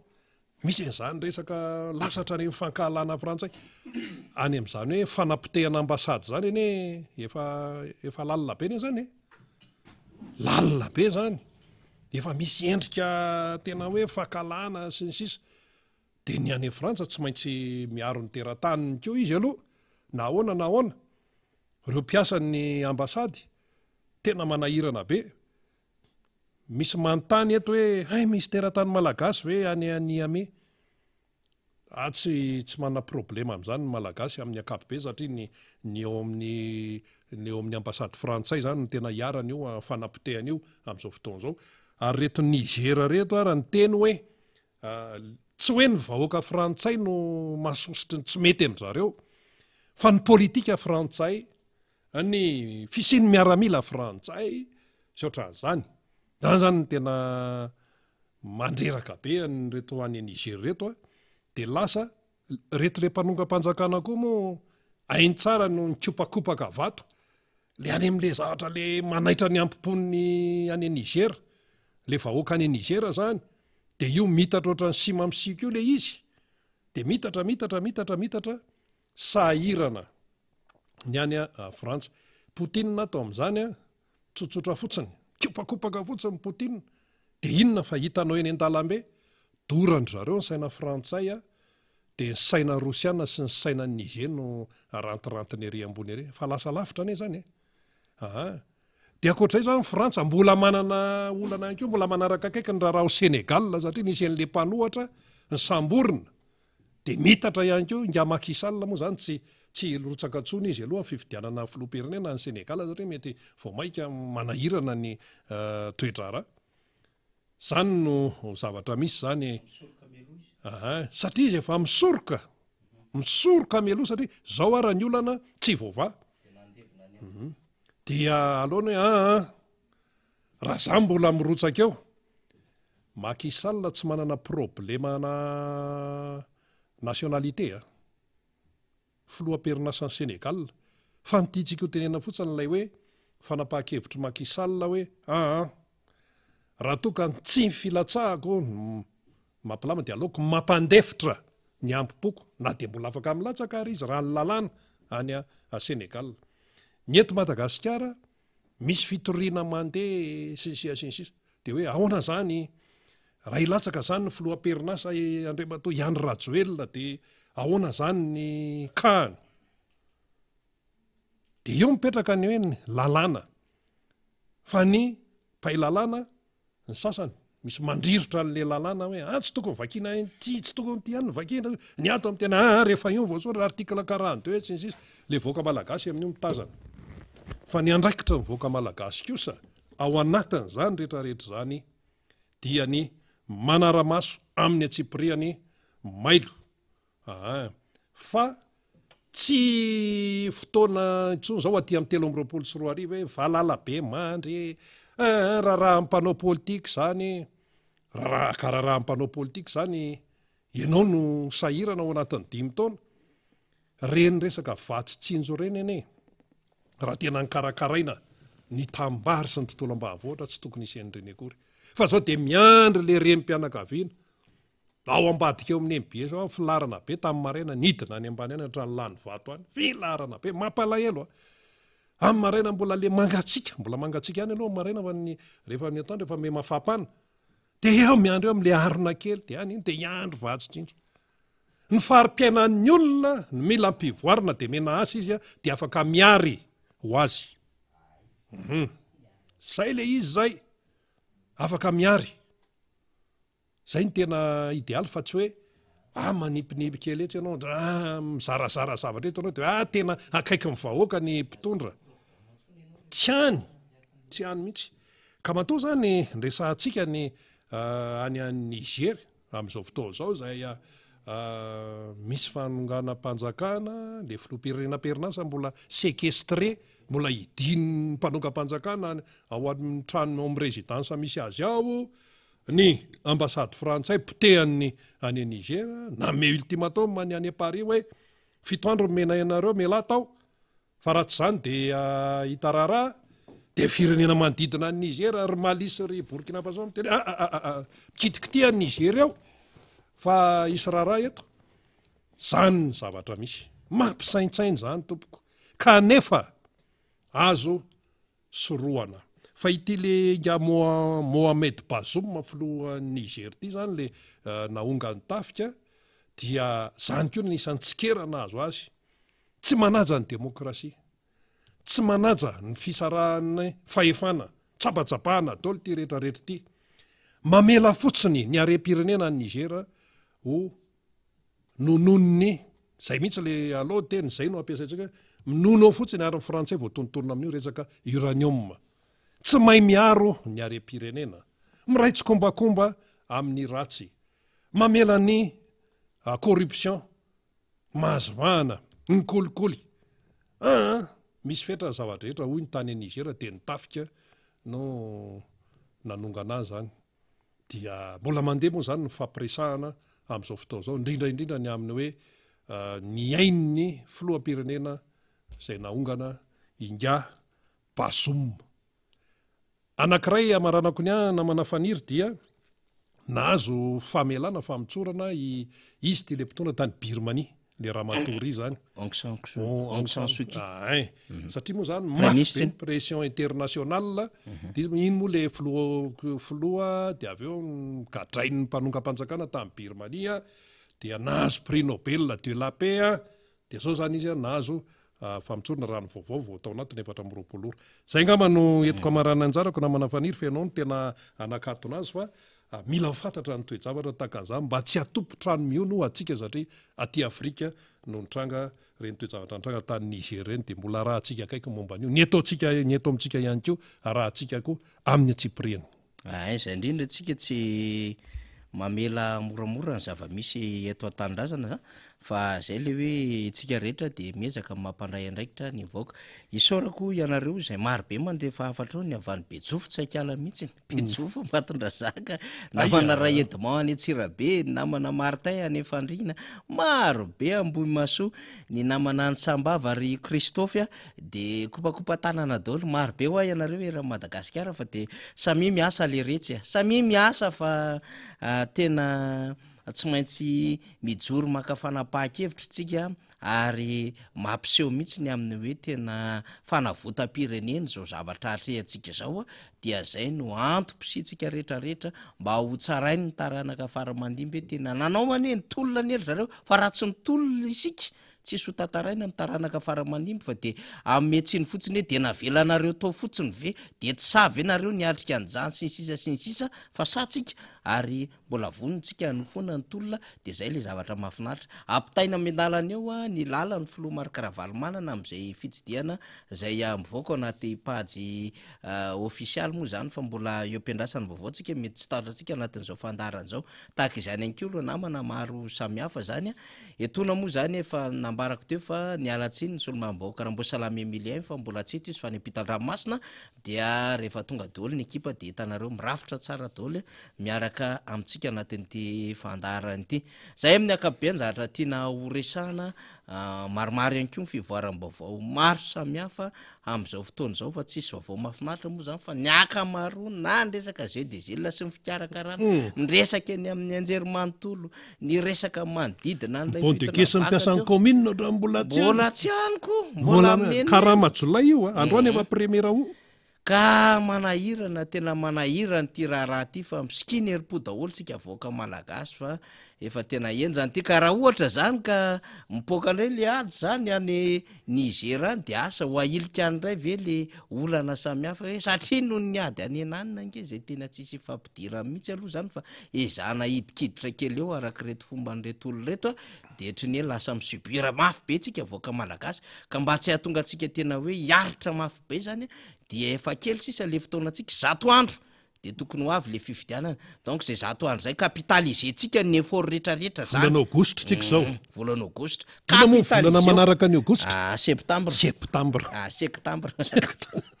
ka kapitalizeo ny effort rehetra nanatsika any angony daholo ny effort rehetra atototsika ao anatin'le hoe tena fanavotam-pireneny ty de samy miezaka atso azy azo atsona anontany io tsara mihitsy ny vaovao any namana samy hafa any ny fimakomanana ny fametrapetrahana ny KMMR sy ny sisa fa arao ny toromarika ny foibe zany satria efa hidana any amintsika any ny foibe raha ohatra misy zavatra manidikidika atsika aza misalasala miantso zany zay ngamba rina fa de efa zava-dehibe no ny tantanantsika ty fandarany ty tao anatin'izay ora telo teo zay mino isika fa betsaka ihany koa ny vaovao fa omentsika fotoana indray ny izarana an'izay vaovao zay ho an'ny rapitso sy ny toyan'izany rina zay no namarana ny fandarantsika miara-manonja teto amin'ny MBS ny Radio Mada isaorany ianao naharitra nanaraka hatramin'ny farany samotahin'Andriamanitra isika menakavy veloma tompoko